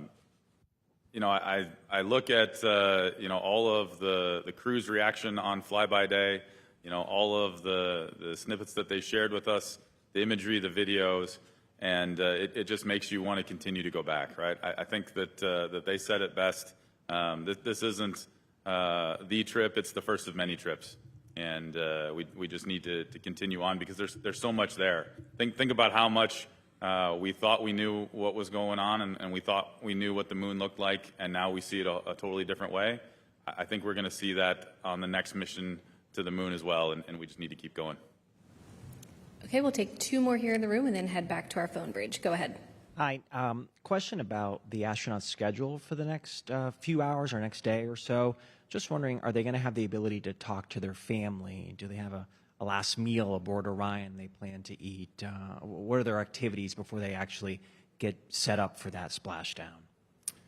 So I'll tell you right now, they're really focused on ensuring that the cabin is completely configured for entry. There's a number of things that they have to do. They have to pack all of the equipment that they brought out for operating the spacecraft and get their suits out. They have to get the seats out, and it just takes a fair amount of time to reconfigure the cabin. Of course, they are sending messages to their families, and there's always a last meal anywhere you're at, but it's more of it's time to eat and be ready to go. It's not necessarily a symbolic thing, but it's something that they'll do together, and I don't want to give you any impression other than they're focused on ensuring that they have a successful reentry, and I'm sure they'll take a special moment to themselves, but our focus with them is a successful splashdown tomorrow. Okay, go ahead. Hi, Michael Adkison, Houston Public Media. Question for Jeff. You talked about the checklist that you're going to have. I'm wondering if you could characterize what it's going to feel like in mission control tomorrow, specifically in that 6-minute blackout period. Yeah, I think, again, we're going to be thinking through all of the things that we know is happening on board, but that we can't see, right? And so, in order to keep myself calm, because I think, as Amit mentioned earlier, there's all of that irrational fear that, is human nature in some ways. I'll be going through what I know is going on board and saying, okay, it's this time, this switch is actuating, it's this time, I know these valves are firing. It's this time. I know that we're this many minutes away from the parachutes and the clock's ticking down, and I'm sure that's what I'll be doing to keep myself calm. Rick Henfling's the flight director in charge, and I need to make sure that I stay out of his way. We all have to make sure that we stay out of his way and let him and his team work. and we'll just be, thinking through the things that will keep ourselves calm as we wait for reacquisition of signal. Okay, we'll take our next question on the phone bridge from Christopher Mick with the Hudson Star Observer. Thank you so much. Sincere thank you to you all for the information and to all the PAOs on the live stream. It's been very informative every day, so appreciate it. I believe this might be for Amit. I know we're nearing the end of these daily briefings, and I wanted to know if we could just look ahead to what the astronauts schedule. I know historically there's extensive post-flight mission debriefs and medical evaluations and media requests for interviews after that. I was wondering, since we're not going to be getting these daily updates, if you might just paint us a picture of what the month after landing will look like for the crew, their kind of rough daily activities. I think maybe Courtney might be the most qualified to answer that one, so. Yes, so they will go through some medical checks, some debriefs, and we do plan to talk to the crew in a crew news conference where you will all be invited within the first 2 weeks after splashdown, and then they will hopefully begin all of their appearances, and we look forward to seeing them back here on Earth and getting that schedule underway. Our next question is from David Denault with About Space Today News. My question, a little bit later today, I understand the astronauts are going to be trying on the orthostatic intolerance garment. Now, I kind of understand what that does, but is this something new created for Artemis? And would you embellish a little bit more beyond just it's going to adjust the body? Let's see. So I think you're talking about the orthostatic garment that we actually tried out yesterday. And we had the crew put them on to test out and ensure we had a good fit. This is really the first layer of their suit that they put on here and we'll put on tomorrow for reentry. And so the goal there is to make sure that we have a good suit fit, that we're getting all the pressure on the human body in the right ways to be able to come in and have a successful landing. Okay, our next question is from Manuel with Exploración Especial. Thank you so much. Manuel Masanti with Exploración Espacial. I was wondering how far into the entry phase are we going to continue enjoying the live views from the service model? Are we going to be able to see the separation between the capsule and the service model tomorrow? Thank you. I didn't. Was your question? Are we going to be able to see the separation between the service module and the crew module? Correct, yes, if you're going to enjoy that live. So we are going to set up our cameras to try and see some of that on board. And of course, we'll see that in the data coming down from the vehicle that has occurred. I don't expect that we'll be able to see that occurs. Okay, we'll take some more questions here in the room. Let's go right over here.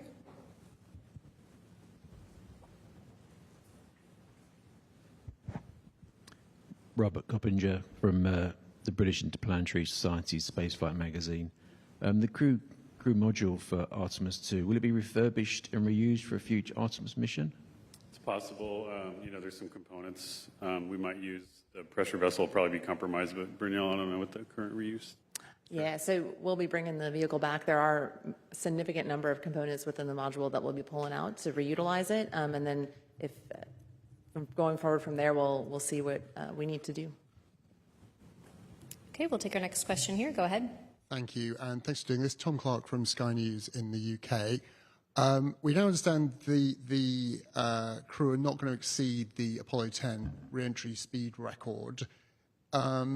Is that actually an advantage to you? Was that something you've tried to build in to reduce their speed of re-entry, given we expected it to be pretty fast? Is the fact they're going to re-enter the atmosphere at 1,000 miles an hour slower useful to you? I mean, we did because of the way we characterized the heat shield problem, the interaction between the material and the aerothermal loads in the environment, it is actually advantageous for the heat shield to ablate more quickly. You avoid the regions where you have essentially pyrolysis going on in the heat shield, the burning without oxygen, but then the creation of those pyrolysis gases when you don't have a receding front for ablation. Like if you're in that config, that's the condition we're trying to avoid. And so by sharpening the entry, you actually can keep that ablation front moving while that gas production is happening. There will be a little bit of dwell period, but there are other things you trade. I mean, you might argue that want to just go as fast as possible, while there's other parts of the vehicle you care about, maintaining different envelope constraints. And so it was very specific in the way we dialed in the entry heat load and heat rate. Okay, Irene, go ahead. Sorry if I missed this, but how many miles off the coast of San Diego is the targeted splashdown site? I'm trying to remember off the top of my head. It's I believe it's a couple hundred miles, but we'll have to get Too many for anyone to want to go and hang out. That's the key. Okay, it looks like we have another question right over here.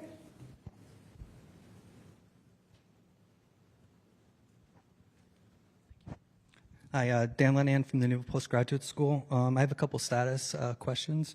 In terms of the LRO images of the Artemis spacecraft when it was going by the moon, do you have any updates on whether those were successful? Also, what actually happens to the service module? Is it going to be part of the debris? I wasn't sure if that was going to be also burning up or coming down. And then how about the weather? What's the latest on the weather? So let's go in reverse order. The weather's looking good. And, we expect not to have an impact to recovery operations. There is some weather moving in after we land and have the recovery of the crew complete.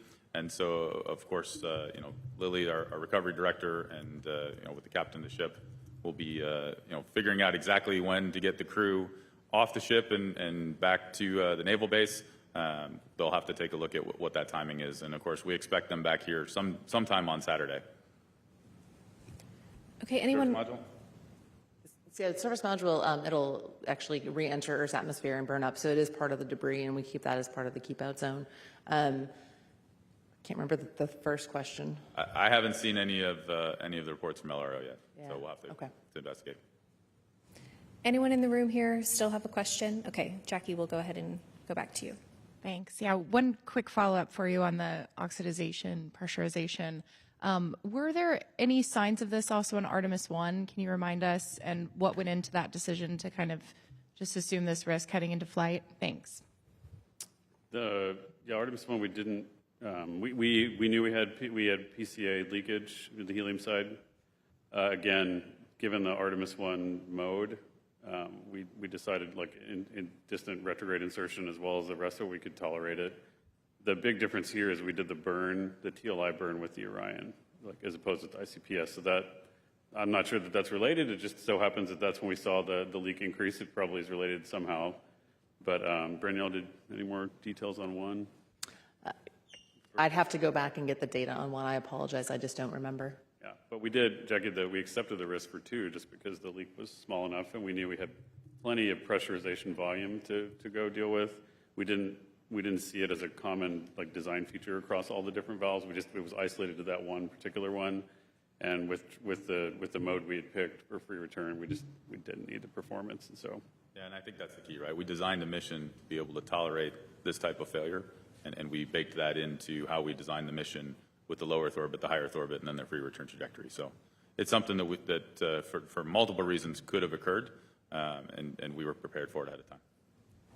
Okay, go ahead. TG Musco with the Epoch Times. Thanks for the second question. One more for you, Jeff. When you sign off from your shift tomorrow, do you have anything you're going to say? Any final words to the flight director you're going to pass off to or off to the crew? Well, so a couple of thoughts for you. One, I'm actually, I've completed my shifts. I do not have any more shifts here for Artemis II. And I'll tell you, I signed off the same way I always do, which is go get some sleep and we'll see you tomorrow, because we're not done on this mission. We've got another day and a half, and that's when we can start celebrating, is when we have a crew safely in the med bay of the ship, and that's really when we can allow the emotions to take over and start talking about success. We need to have the crew home before we do that. Rick Henfling will be the flight director on console. I imagine he'll have some words for all of us, but really we're just focused on getting the crew home. And then we can start thinking about celebrating. Eric, go ahead. Eric Berger, Ars Technica again. Probably for Amit. just about the pressurization valves. I think we're all kind of asking questions. You know, we're non-technical people mostly here in the room, and so we're just trying to understand sort of the seriousness. I think we all understand that this is not a constraint or an issue at all for this mission. You talked about how Artemis III, you don't need the performance, but you do for Artemis IV. You know, when I hear about propulsion valves, I get a little nervous because it's an important part of the system, and they often are issues with them. And so just help us understand, like, is this like a review on the scale of the heat shield after Artemis I, or do you think it's like a significantly less serious problem to address? Just kind of help us understand the magnitude. That's fair. It is not. It's not. You know, there are a lot of options for how to take care of this problem. I think if anything, I'd characterize it as a production redesign risk for the Artemis IV mission, which I think we can get in front of, and which is why we put so much attention on it during the mission to make sure what we're seeing. Because the sizes of the leaks we've seen in the past were not this large after the burn. And so if we know that this is, no kidding, a different piece of data that's outside the range of our current understanding, that pushes us more quickly into, hey, let's get the redesign started now so we avoid the production risk.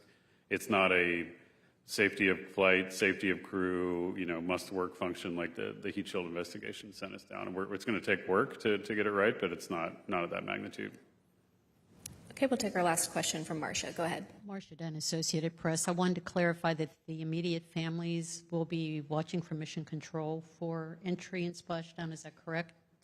That is my understanding, yes. And they'll be reunited when the crew gets back to Houston? Yeah, whenever the team that supports them makes sense, okay. Yeah. All right, that's all the time we have for today. Our special coverage of Artemis II splashdown begins tomorrow at 5:30 p.m. Central Time, ahead of splashdown at 7:07 p.m. Central Time. We look forward to seeing you back here tomorrow. Thanks for joining.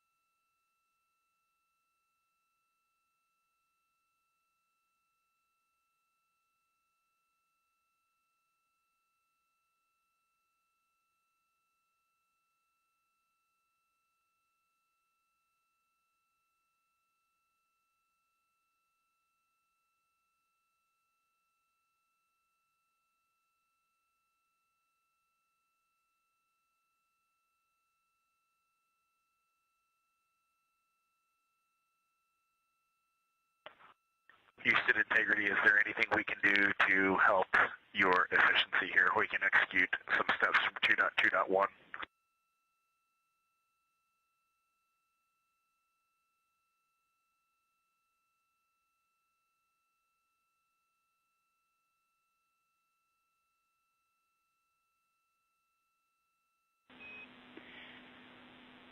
Hey, Reed, we are just a couple of commands away from getting everything squared away for you. Roger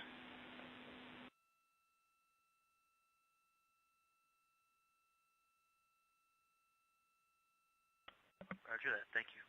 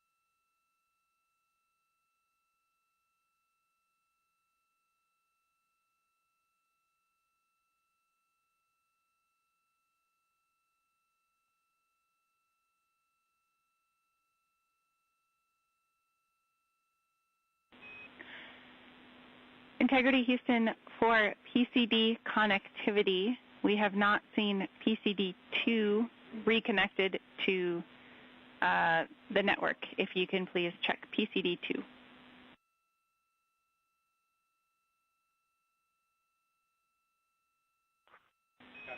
Okay, we will get on that. And for a crew that has asked for only lower cabin fan speeds this entire mission, we are very happy to have what we have right now. Thank you. We see PCD2 on the network and silver linings.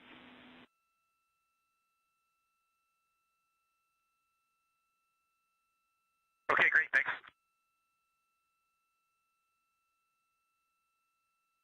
This is Mission Control Houston.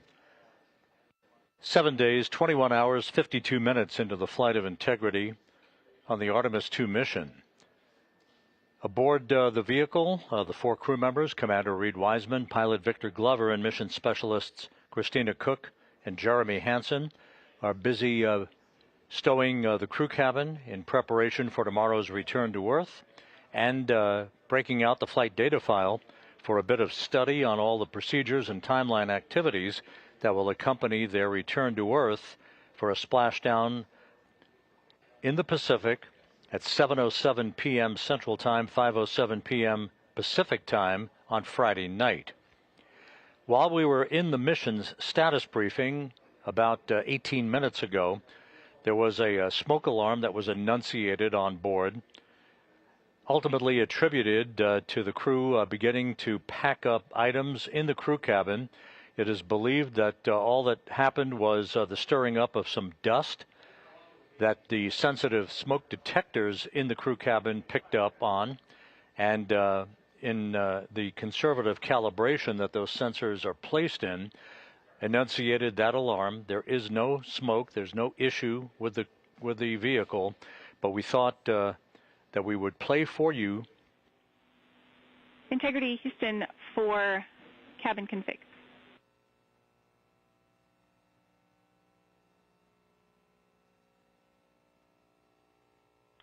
Go ahead.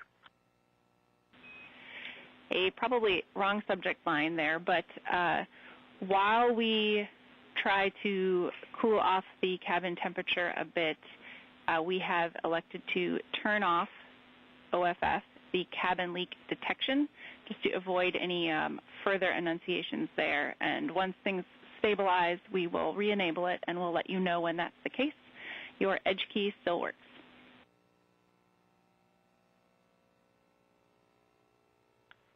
Okay, copy that. Once again, while we were in the mission status briefing and the crew was beginning to tidy up the crew cabin, they apparently kicked up some dust which triggered smoke detection, annunciation in the cabin, a smoke alarm, if you will. There was no smoke. There was no indication of any anomalous behavior on any of the environmental control systems on board Integrity. But we wanted to play for you the clip of the exchange between Commander Reed Wiseman and spacecraft communicator Jackie Mahaffey during that 3-minute or so period of time in which we were evaluating the systems on board Integrity. Here's the clip. Integrity Houston, we copy your call and we see the messages. We'll sync up when you're ready. We are ready.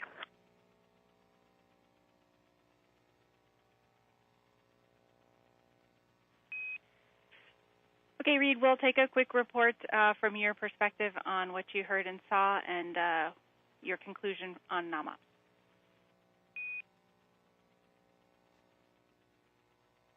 Okay, we're powering up the AGA right now. I'll let you know when it is up. Just from our perspective inside the cabin, we are 100% nominal operations. We are just gathering to start studying entry prep. Do you see any indications on the ground?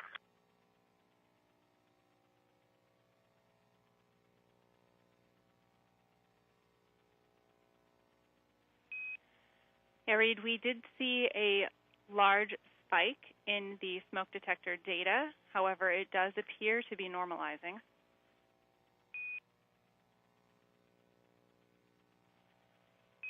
It does look a little different than the signatures that we've seen previously during the cabin entry config. We are kicking up a fair amount of particulate. I wouldn't say there's a lot of dust in here, but I'm just looking around and there's a fair amount in here. So if it was simply a smoke detector detection, I think we are good. We did not manually initiate that.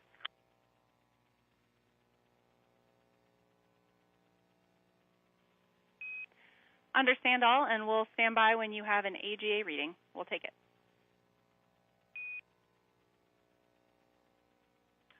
I know we need to wait 5 minutes, but right now all indications are off scale low. CO2 is 3.2, O2 is 21.3, temperature is 76.7, and we have a bit alpha of 16, a bit bravo of 0, and a cabin pressure of 14.8.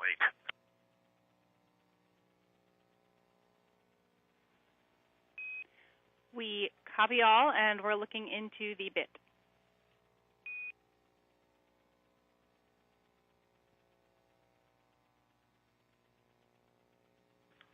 Houston Integrity, what is the smoke detector's nominal voltage?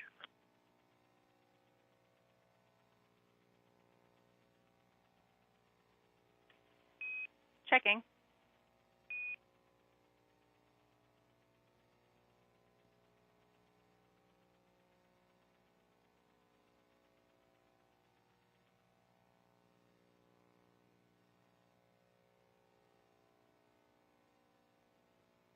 Integrity for the smoke detector, nominal voltage is around 1.2. We are seeing it hover at 1.2 or just above it.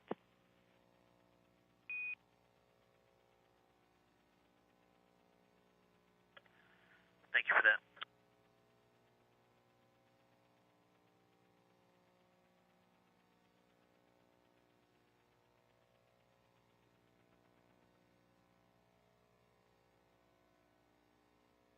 Houston, we'll give you a minute to chew on the data, but our recommendation on board is for you to reconfigure for nominal operations.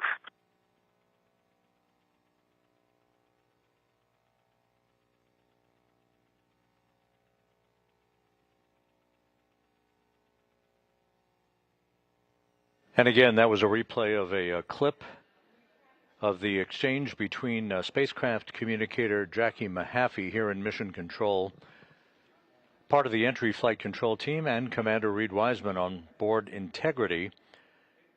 Just to recap briefly, at about 3:10 p.m., about 24 minutes ago, there was an enunciation of a smoke detector alarm on board Integrity, but all of the cabin environmental readings checked out to be normal. It is believed that this was the result of some dust that was kicked up. This happens frequently on the International Space Station, by the way. But the bottom line is no harm, no foul. Everything is in order on board integrity. All of the systems are in great shape, and the crew is pressing ahead with stowage of the cabin and review of their flight data file. One note from the mission status briefing that was concluded, Flight Dynamics has provided to us the total distance traveled between launch and splashdown for integrity that lifted off from the Kennedy Space Center, Pad 39B, back on Monday. It is calculated by Flight Dynamics that the total distance traveled for the Artemis II mission from launch to splashdown will be 694,481 miles. 694,481 miles. There's your official distance. And that includes the high Earth orbit that Integrity flew in for the first 24 hours of the flight prior to the translunar injection that sent the 4 astronauts off toward the moon and its lunar flyby earlier this week.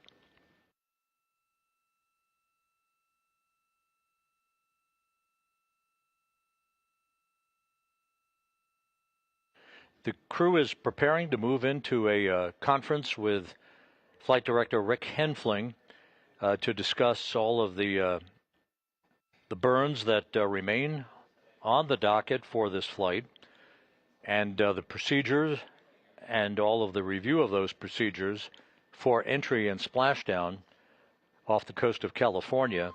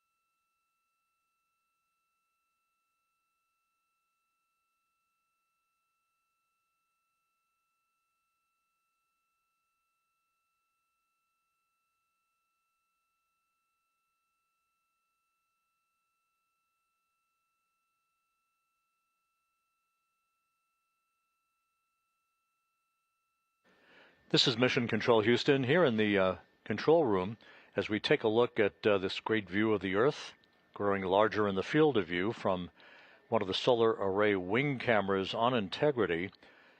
Shows the Earth. That's the port of call for Integrity for its splashdown Integrity Houston for email. Everything is synced up. You are go to open email.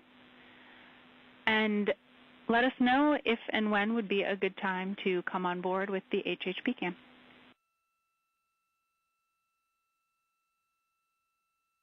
We are definitely feeling a little bit behind on the timeline, so let us get back on step and we'll get that stuff going. No worries, we copy. And Reed Wiseman inviting us to come on board to watch the crew at work on this final full day of activities for the Artemis II astronauts. Will be coming on board shortly. Once again, the view of the Earth that you saw a moment ago that will punch out again right there. We're 3 hours and 25 minutes away from reaching the halfway point on the journey home from the moon. Again, splashdown is scheduled. Splashdown is scheduled at 7:07 p.m. Central Time, 5:07 p.m. Pacific Time tomorrow.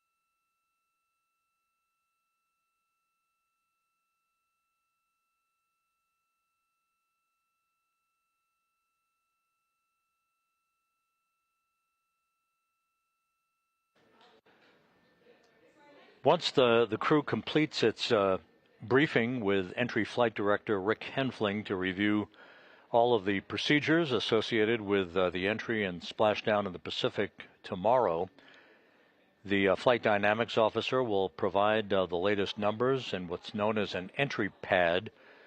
This is basically a list of numbers that show the time of the burns remaining, particularly the RTC-3, or Return Trajectory Correction number 3 burn, that will take place early tomorrow afternoon, the final major maneuver to fine-tune the orientation of Integrity on its path to enter the Earth's atmosphere with precision, to minimize peak heating on the vehicle, and to bring it into the corridor that will result in a splashdown close to the recovery ship, the USS John P. Murtha. There is a second return trajectory correction burn that's scheduled this evening at 9:53 p.m. Central Time. That is currently planned to be about an 8-second firing of the reaction control system thrusters with a resulting change in velocity of about 4.2 feet per second, once again fine-tuning Integrity's path toward the entry corridor, essentially a cone across the Pacific from southwest to northeast that is about 475 miles wide, 475 nautical miles wide. If you think of the beginning of entry interface, go 1,300 miles down track toward the coast of California.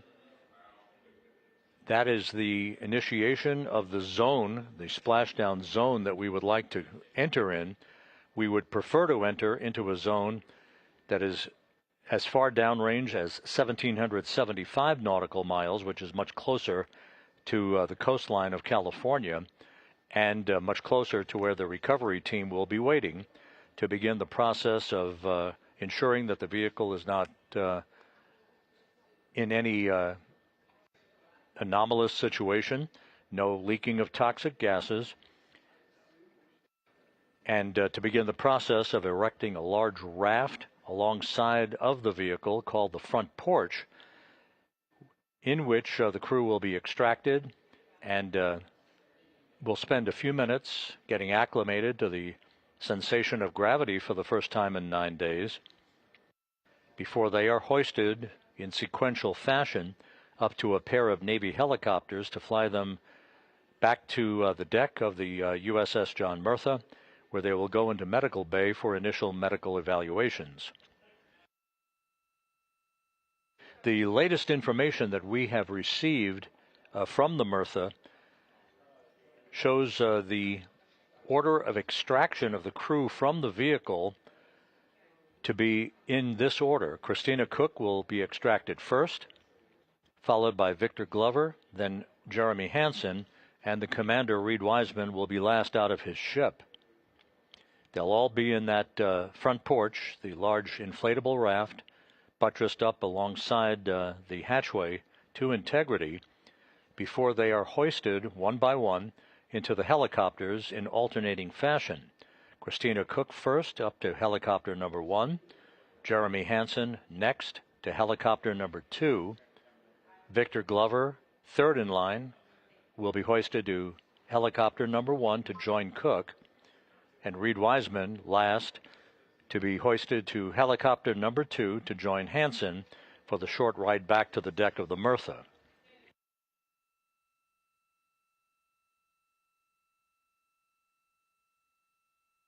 There have been a lot of questions regarding peak velocity and G-forces on the crew.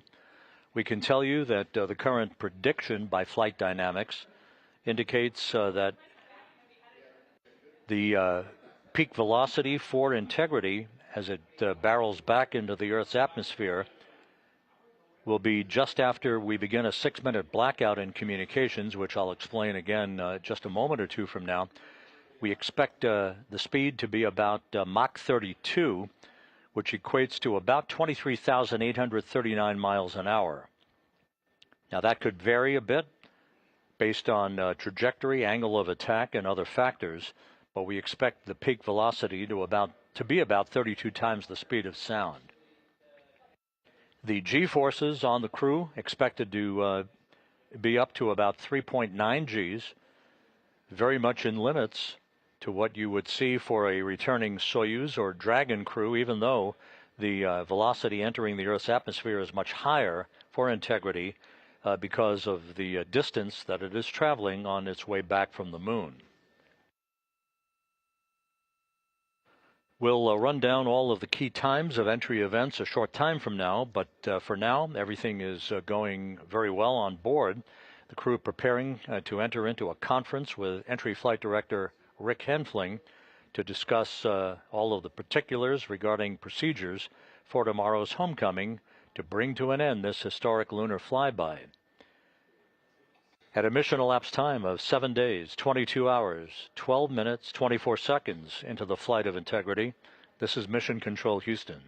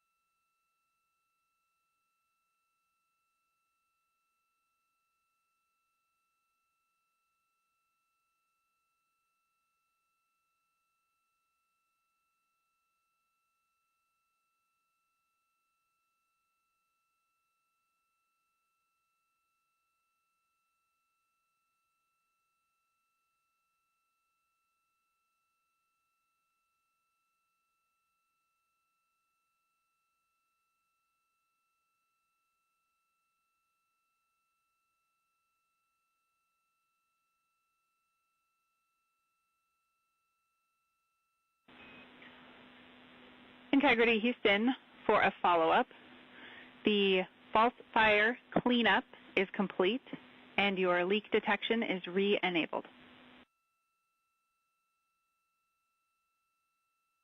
Outstanding, Jackie. Thank you very much. Feeling good on here.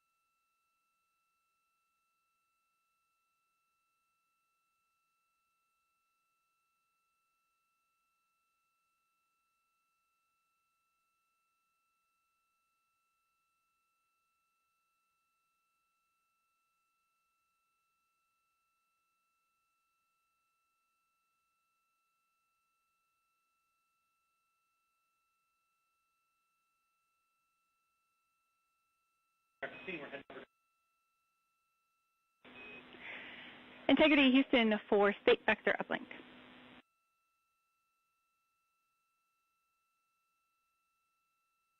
Go ahead. The pre-burn state vector has been uplinked. This means that your PCL slot 3 is no longer valid. Your PCL pointer is now pointing to your nominal slot 4.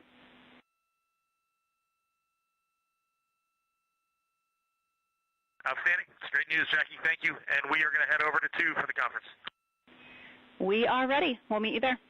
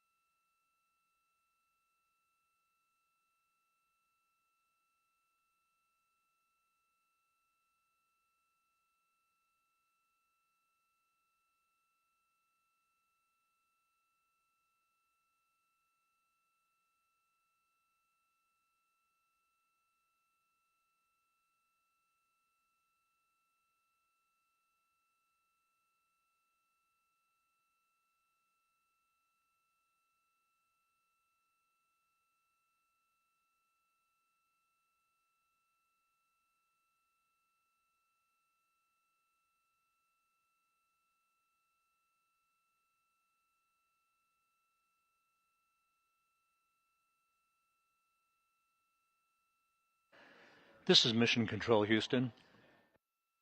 7 days, 22 hours, 29 minutes into the flight of Integrity on the Artemis II mission.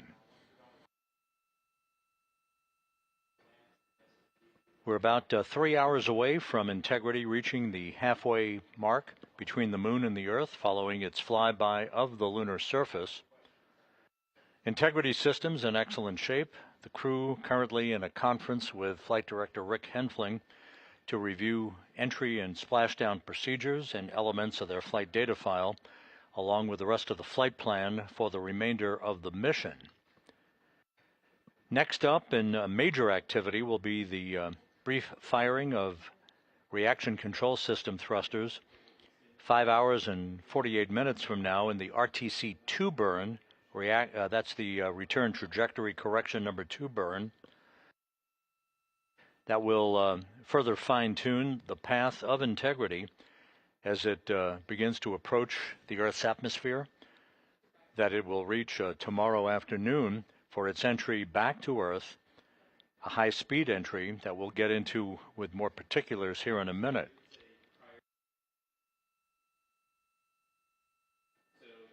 The crew tomorrow on entry day will wake up at 10:35 a.m. Central Time to begin their final day in space. They'll begin to configure the crew cabin, completing all of the stowage of items that they no longer will need. They have already begun that task. This is basically cleanup day today. They'll be configuring the cabin for entry and preparing their launch and entry suits. There is another return trajectory correction burn that is scheduled at 1:53 p.m. Central Time on Friday. That's the final big burn that will clean up and tweak any further trajectory maneuvers to make sure that Integrity is moving in the correct orientation with the right angle of attack as it enters the corridor, a cone if you will, across the Pacific Ocean for arrival at the splashdown site off the coast of San Diego.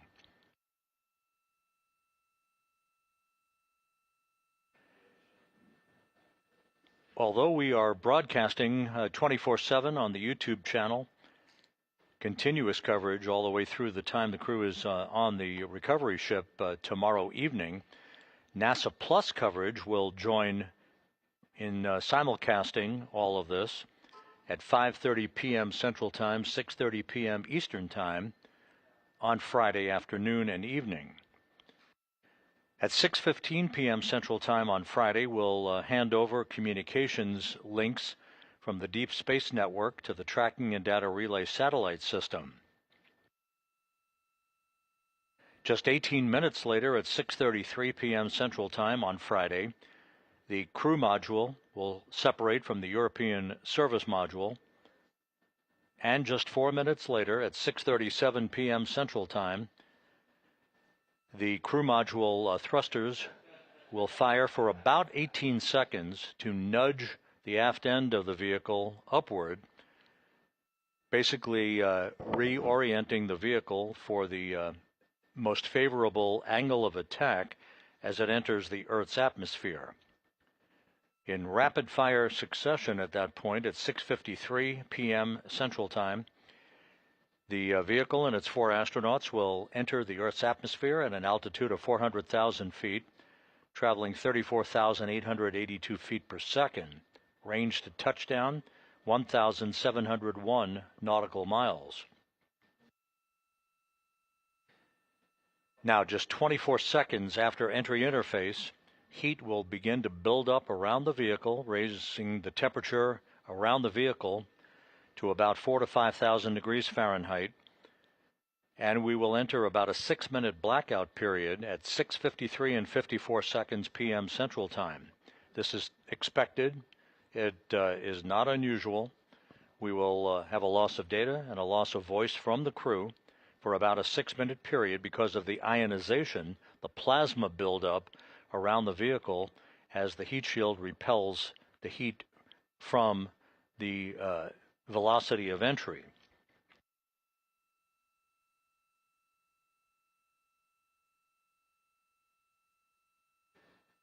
During that blackout period and the period of peak heating, the G-forces on the crew will build to about 3.9 Gs, which is well within the limits planned for this mission.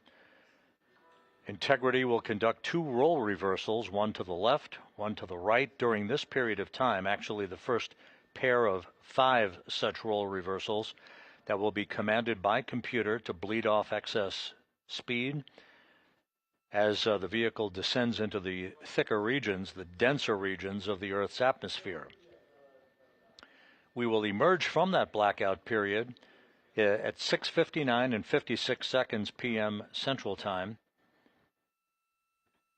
And the blackout period ending should result in a resumption of communications with the crew. We'll be calling them to make sure that they can hear us, and we'll be waiting for their response. And at that point, we'll be just 7 minutes away from splashdown. The chute deployment sequence will occur in several stages. There are a total of 11 parachutes for Orion to slow its speed from a peak velocity of about 32 times the speed of sound to a splashdown velocity of just 19 miles an hour in a 14-minute period. So it's a pretty quick deceleration that will be felt by the crew on board Integrity. First up will be the deployment of 3 forward bay cover parachutes to pull the forward bay cover. That's essentially the top cover on the vehicle that must be pulled away from the rest of Integrity to ensure the deployment of the rest of the parachute system. So 3 forward bay cover parachutes will be deployed at 7:03 and 22 seconds p.m. Central Time. Each one of these chutes is 7 feet in diameter, weighing about 8 pounds apiece, 100% Kevlar. Those chutes are deployed at an altitude of about 24,000 feet when the vehicle is traveling at about 350 miles an hour. That'll be followed in quick succession by the deployment of 2 drogue chutes, and you'll hear all of this in real time. 2 drogue chutes will be deployed to stabilize the crew module during descent, establishing the proper conditions for the main parachute deployment that will follow imminently. The drogue chutes will deploy at 7:03 and 23 seconds p.m. Central Time, while the vehicle is traveling now just 473 feet per second. So you can see how quickly the descent rate will decelerate, and we'll be calling out altitude and rate of descent all the way through Integrity's transit across the Pacific Ocean. The main chute deployment following 3 pilot parachutes that are used to lift and deploy the main parachutes from the crew module forward bay. That's followed finally by main parachute deploy. That's the key thing we're looking for. These 3 large parachutes that will deploy at 7:04 and 44 seconds p.m. Central Time at an altitude of about 5,400 feet above the ocean. And at this point, Integrity will be traveling just 198 feet per second.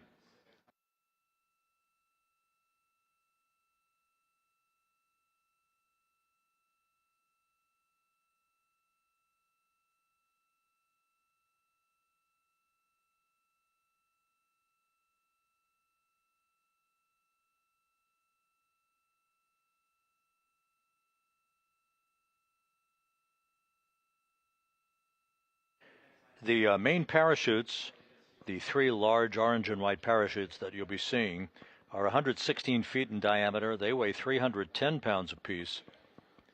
Each parachute is about 265 feet long. You'll see them reef in that typical manner that you see parachute deployments for a spacecraft that is landing on land in the case of Russian Soyuz vehicles, or in the case of Dragons landing in the Gulf or off the coast of California. So 11 parachutes will be employed during the descent of Integrity for its splashdown, and the current time that we have from Flight Dynamics for splashdown on Friday night is 7:07 and 6 seconds p.m. Central Time, 5:07 and 6 seconds p.m. Pacific Time, which is about 2.5 hours before sunset out in the Pacific.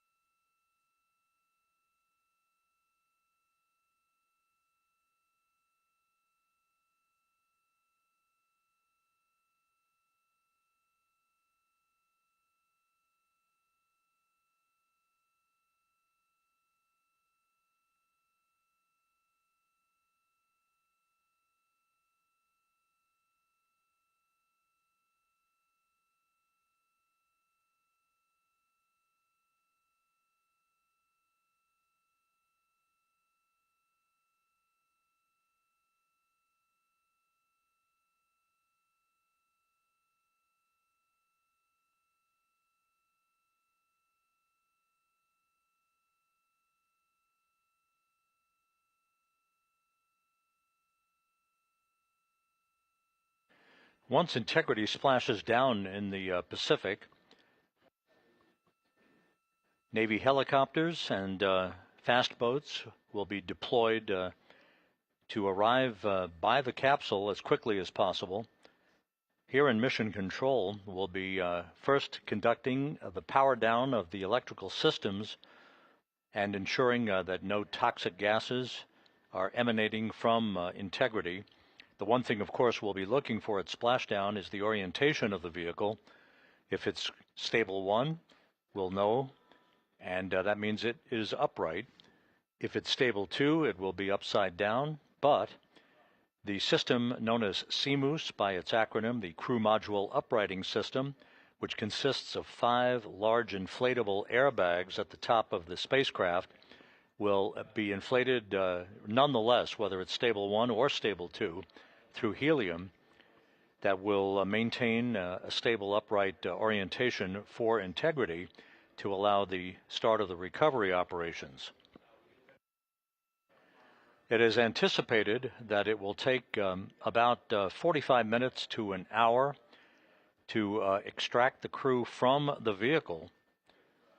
The extraction process, led by Navy divers and flight surgeons, will have Christina Cook exiting the vehicle first, followed by Victor Glover, followed by Jeremy Hansen, and the commander, Reed Wiseman, will be last off the ship. Once in the large inflatable raft that will be erected and buttressed up alongside the spacecraft, it's called the front porch. The crew will make sure that they are getting their Earth legs back after 9 days of weightlessness, and one by one they'll be fitted with harnesses to hoist them up to 2 hovering Navy helicopters. Christina Cook will be first up into helicopter number 1, followed by Jeremy Hansen into helicopter number 2. Victor Glover is third up in helicopter number 1. He will join Christina Cook, and Reed Wiseman will be last, going up into helicopter 2 to join Jeremy Hansen for a short flight back to the deck of the USS John Murtha, which is the recovery ship. Once the crew is on board, they'll be taken into the medical bay for more comprehensive medical exams, and will spend some time aboard the ship before they're helicoptered off the ship back to San Diego and ultimately to board a NASA plane to fly back to the Johnson Space Center.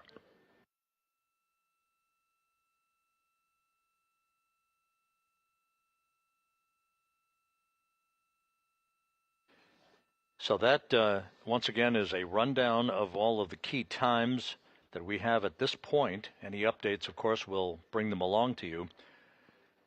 But the crew currently in the midst of a review of entry and splashdown procedures with the entry team here in Mission Control. They'll be moving into a midday meal a short time from now. And once again, the next major event is going to be the return trajectory correction burn number 2 that is on tap for this evening, with the burn scheduled at 9:53 p.m. Central Time tonight, an 8-second firing of the reaction control system jets to tweak and fine-tune the path of Integrity back to Earth. About 2 hours and 45 minutes from now, the vehicle will pass the midway point of the return trip home from the moon that saw a fly around of the moon and human eyes casting a gaze and capturing historic photos of areas of the moon never seen before.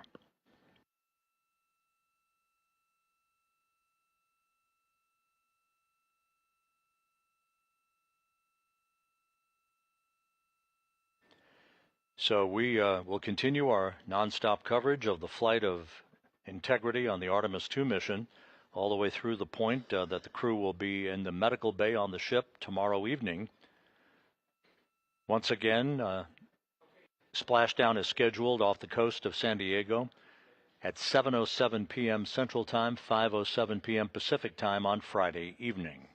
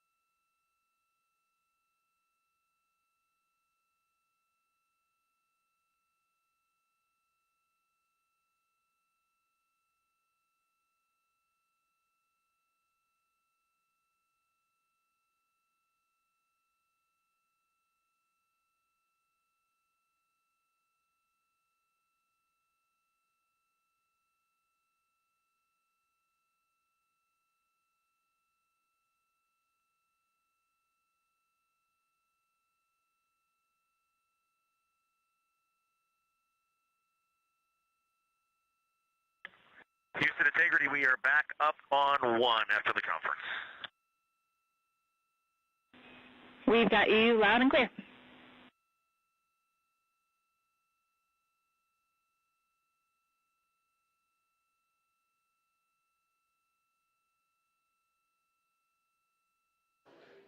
And we're on board Integrity with our 4 astronauts, Christina Cook on the left, Victor Glover, Commander Reed Wiseman, and Jeremy Hansen of the Canadian Space Agency on the right. The crew is continuing to stow equipment on board. They've concluded a conference with Entry Flight Director Rick Henfling to review procedures for tomorrow's return to Earth. And we'll soon be moving into a midday meal on this day before their homecoming to planet Earth.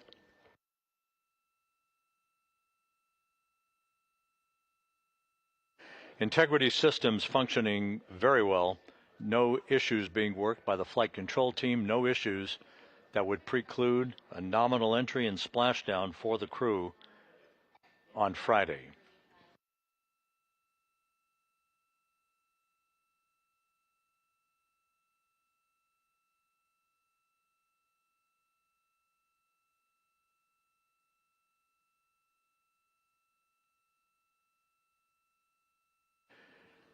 One more note, I think of interest, of course, is the heat shield on Integrity and how it likely will fare during the high-speed return to Earth for Integrity's astronauts on Friday. I went through this a bit earlier today, but I think it's worth repeating. On Artemis I, we flew a trajectory known as a skip entry, which means we performed an initial dip into the Earth's atmosphere to dissipate some energy, to basically bleed off excess speed.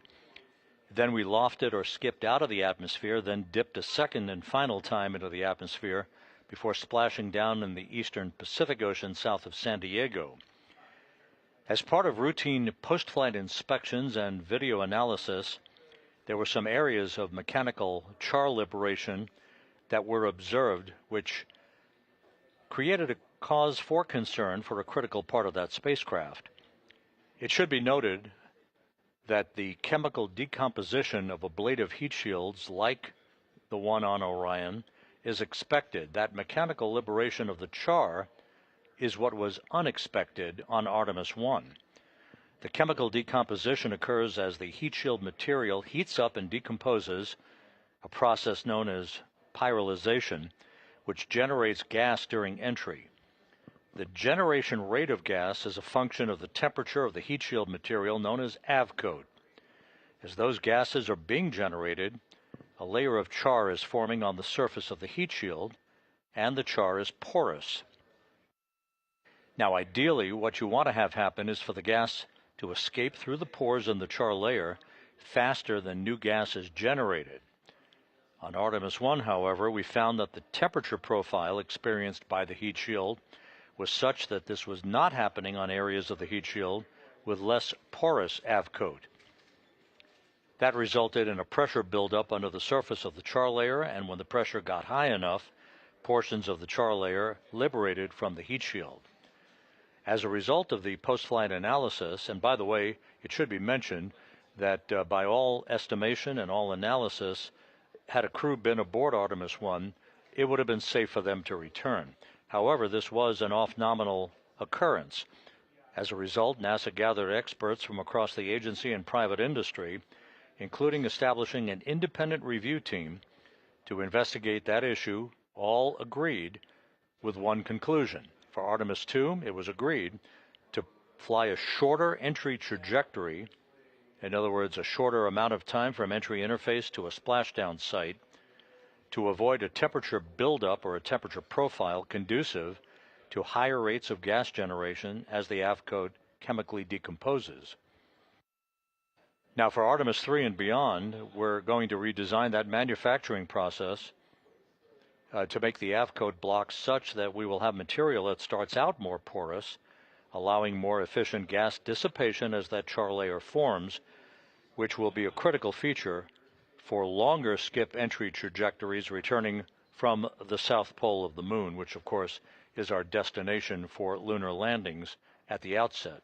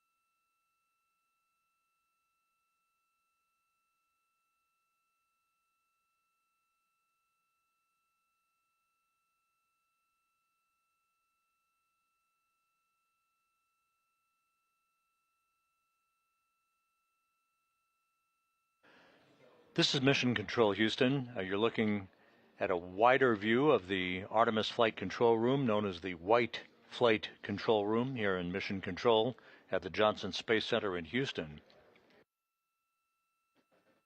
Down the hall from here, in the International Space Station Flight Control Room that you see in your view, work is continuing as the work day for the Expedition 74 crew has wrapped up. They are, in fact, preparing for the launch of a SpaceX Falcon 9 rocket from the Cape Canaveral Space Force Station on Saturday morning. That launch scheduled at 6:41 a.m. Central Time, 7:41 a.m. Eastern Time, to send a Northrop Grumman Cygnus cargo craft to the International Space Station packed with food, fuel, supplies, and scientific experiments.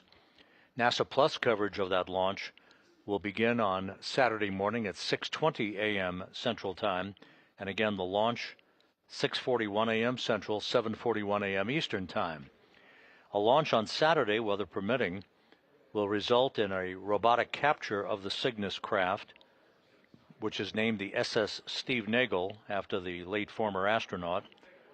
That mechanical capture by the robotic arm under the operation of Jack Hathaway of NASA, backed up by Chris Williams, is scheduled for Monday at 11:50 a.m. Central Time, 12:50 p.m. Eastern Time. That's Monday, with our coverage beginning at 11 a.m. Central Time, high noon Eastern Time on Monday.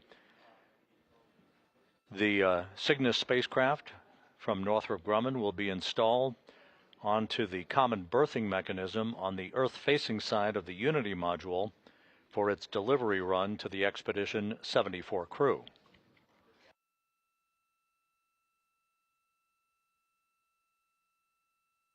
So there's activity in both rooms. The segue from Artemis's return to Earth to resumption of space station operations, the resumption not actually an accurate word because the space station operates 24/7, 365. But the focus of attention will shift from Artemis to a certain extent to the active operations aboard the International Space Station. We're about 2.5 hours away from reaching the halfway point on Integrity's journey back to Earth from the moon. And, of course, with splashdown looming on the horizon, all of that activity will unfold in rapid-fire succession tomorrow afternoon and evening, culminating with a splashdown off the coast of San Diego for Integrity and its 4 astronauts at 7:07 p.m. Central Time, 5:07 p.m. Eastern Time. At a mission elapsed time of 7 days, 23 hours into the flight of Integrity, this is Mission Control Houston.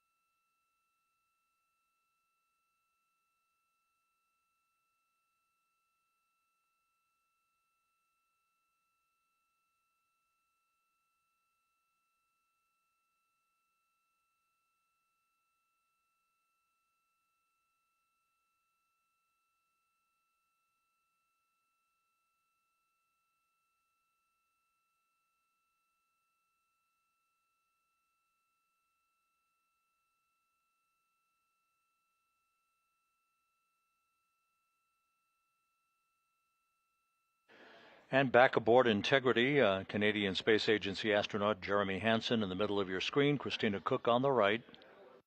Reed Wiseman in the background. The crew continuing to stow equipment and get Integrity's cabin ship-shape for tomorrow's return to Earth. Victor Glover just right there on the left side of your screen.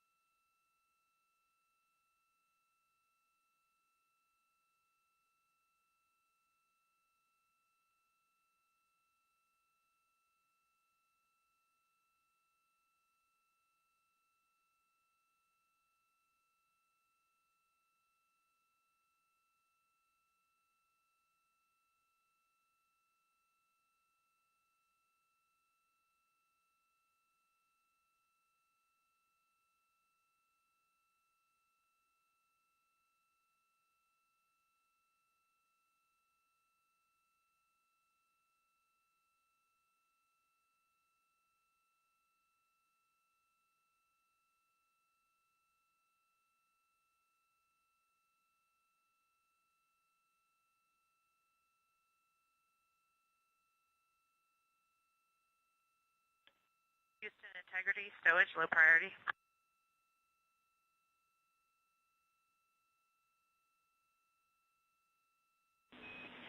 Christina, go for stowage.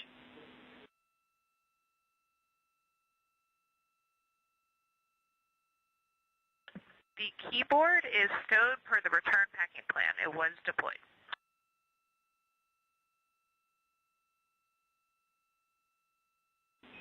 We copy.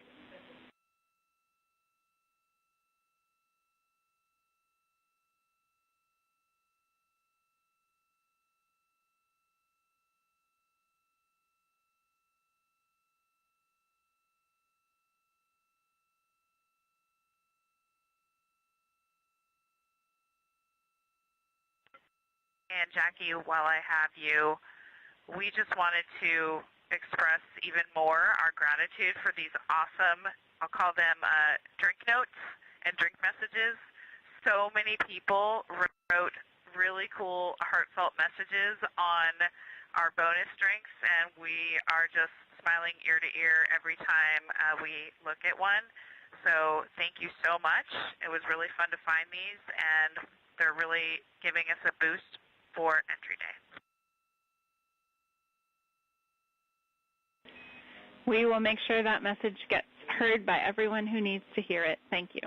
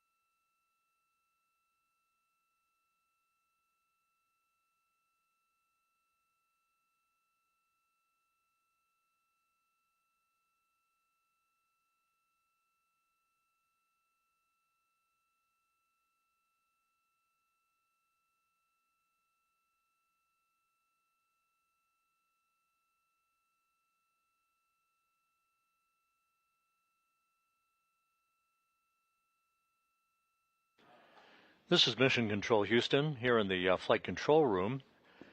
A welcome visitor, Charlie Blackwell Thompson, the Artemis launch director who kicked off this mission with the flawless launch of the Space Launch System and the 4 Integrity astronauts back on April 1st. She's here visiting at the Johnson Space Center, currently talking to her Ascent Flight Director, Judd Freeling, and the Entry Flight Director, Rick Henfling, who will be on tomorrow to preside over Integrity's return to Earth.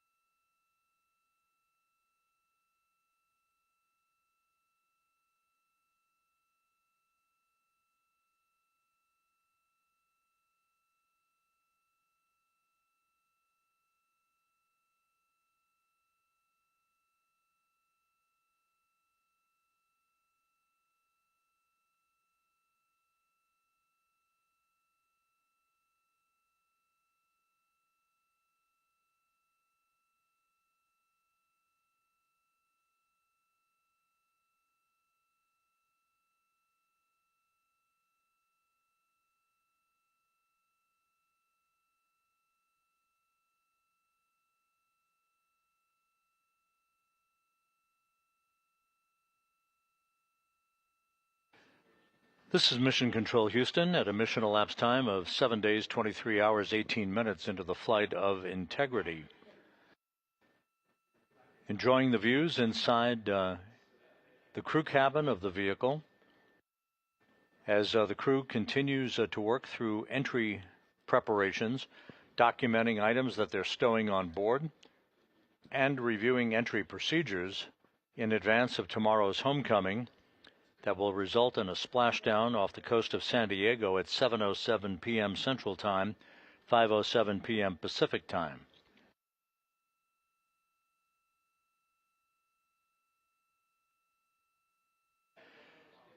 We are just under 5 hours away from the next engine firing. It's a thruster firing of the reaction control system jets on Integrity. That's the RTC-2 burn, the return trajectory correction number 2 burn.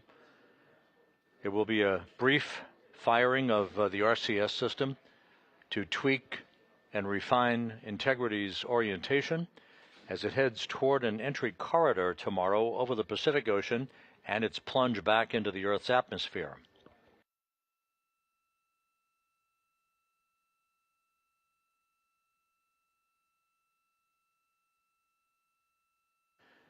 Just to refresh folks, Christina Cook and Reed Wiseman returned home from their first missions in a Russian Soyuz vehicle for parachute-assisted landings in Kazakhstan. Victor Glover was on a Crew Dragon mission, so he was in a parachute-assisted splashdown on water. Jeremy Hansen, of course, flying for the first time. So this will all be brand new to him, although this crew has trained for all of this for the better part of 2.5 years.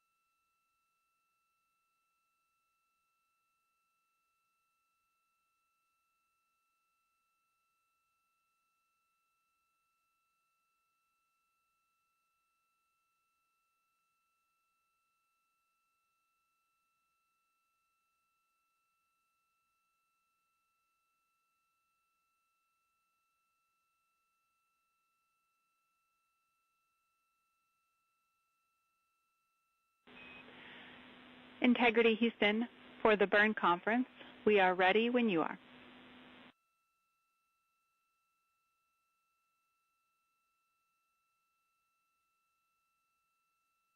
Okay, Jackie, we're going to take 2 more minutes, and then we'll call you back. Sounds good.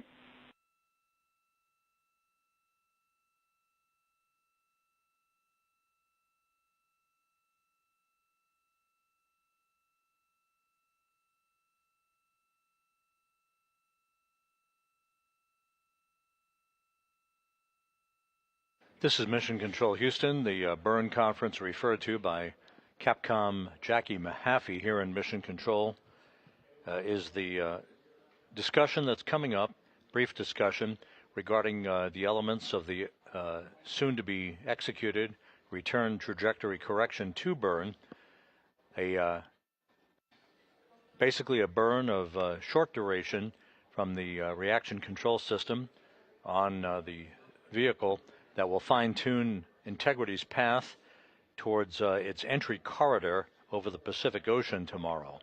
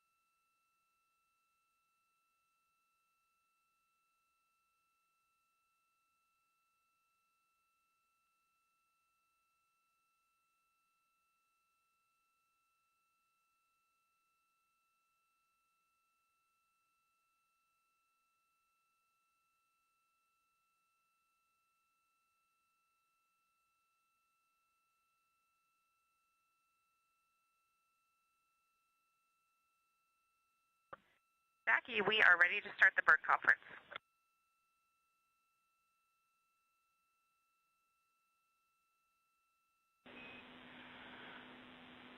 All right. For our RTC2 burn pad, we think you have V1 UTC of generation day 99, 11:30. Please confirm.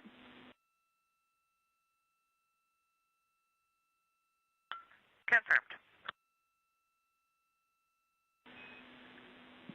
All right, just a couple of deltas for you in the guidance solution. Delta V tote will be 5.2, T-go of 9 seconds. Delta V components, X negative 3.2, Y negative 0.8, and Z 4.0. How copy?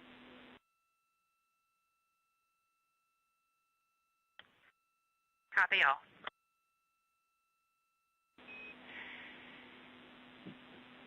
In the burn execution steps, there is no change, but we wanted to share the comment that if we determine interim targeting is required, we can run that from the ground. You all will be during your PAO event.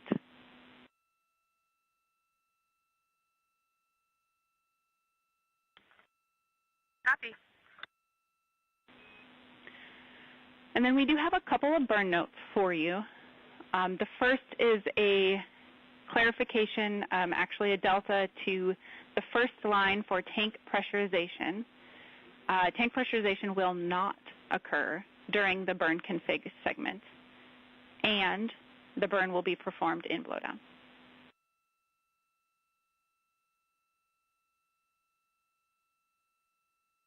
Makes sense. Copy.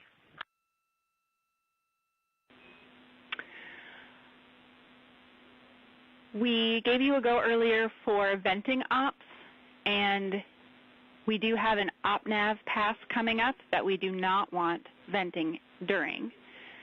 The MET of that time frame is day 8, 0 hours, 40 minutes, to day 8, 2 hours, 0 minutes.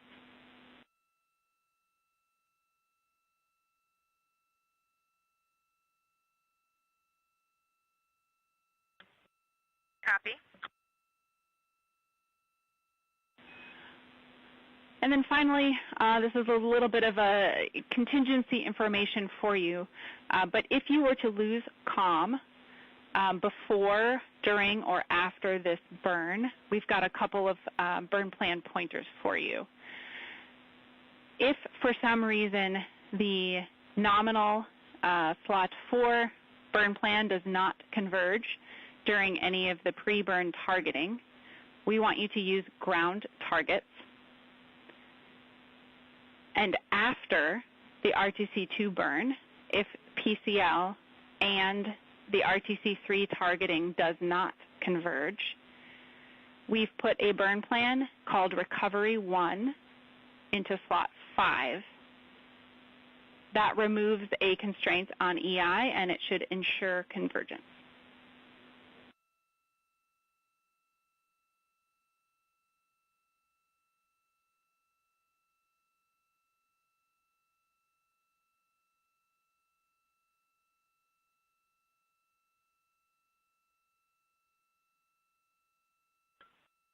Copy all.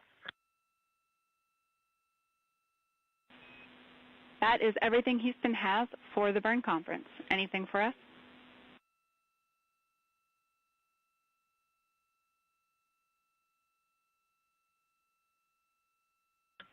Negative. We're all good up here. Thank you.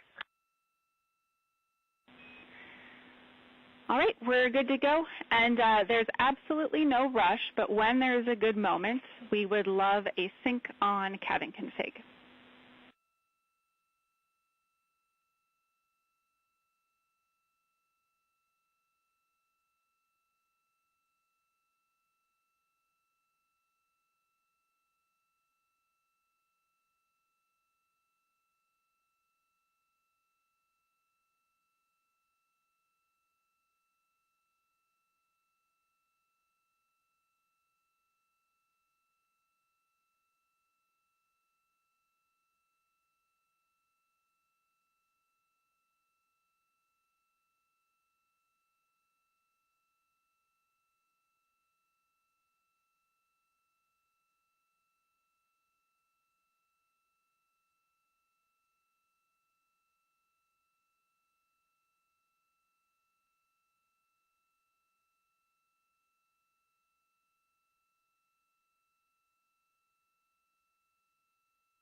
This is Mission Control, Houston. You're continuing to watch the activities of the Integrity astronauts on board their spacecraft. Now less than 2 hours away from reaching the midway point on their trip back from the moon. Splashdown schedule for Friday night at 7:07 p.m. Central Time, 5:07 p.m. Pacific Time, at a point to the southwest of San Diego in the Pacific Ocean. The USS John P. Murtha, the recovery ship, is in place, and barring some unforeseen development, will be deploying Navy helicopters and Navy divers and recovery personnel to extract the 4 astronauts from the spacecraft within an hour after splashdown, hoist them into 2 hovering Navy helicopters and fly them back to the deck of the ship, where they'll undergo extensive medical exams before they're flown back to shore and ultimately back to the Johnson Space Center here in Houston. The conference you just heard between Capcom Jackie Mahaffey and the crew, involving the specificities of the upcoming return trajectory correction burn number 2 that is scheduled at 9:53 p.m. Central Time tonight. It'll be a 9-second burn now. This, again, fine-tunes the angle of attack and the path of Integrity's trajectory to hit the sweet spot in the corridor across the Pacific Ocean for entry interface and the high-speed return back to Earth for a parachute-assisted splashdown.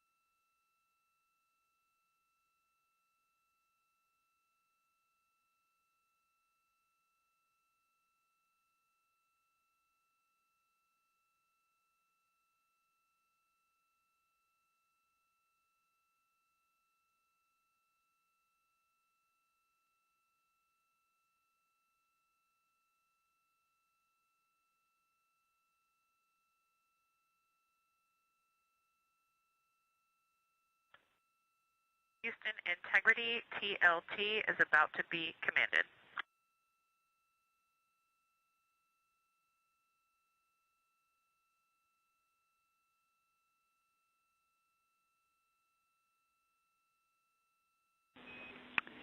Houston copies. We're ready.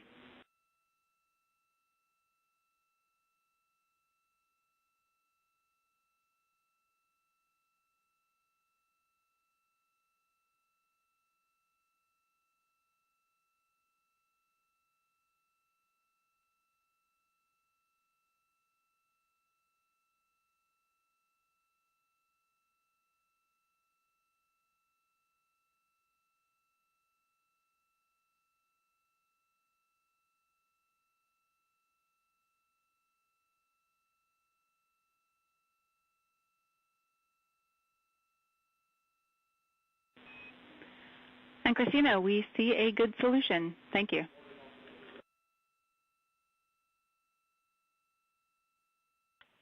Integrity copies.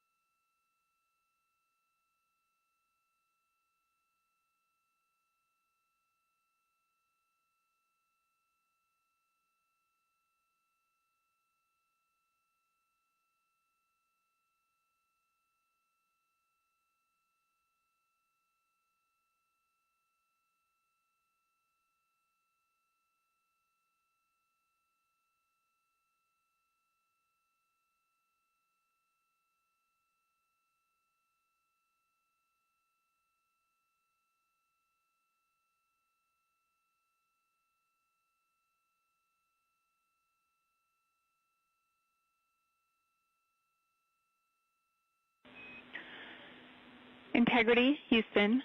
Please check the connection for PCD3 when able.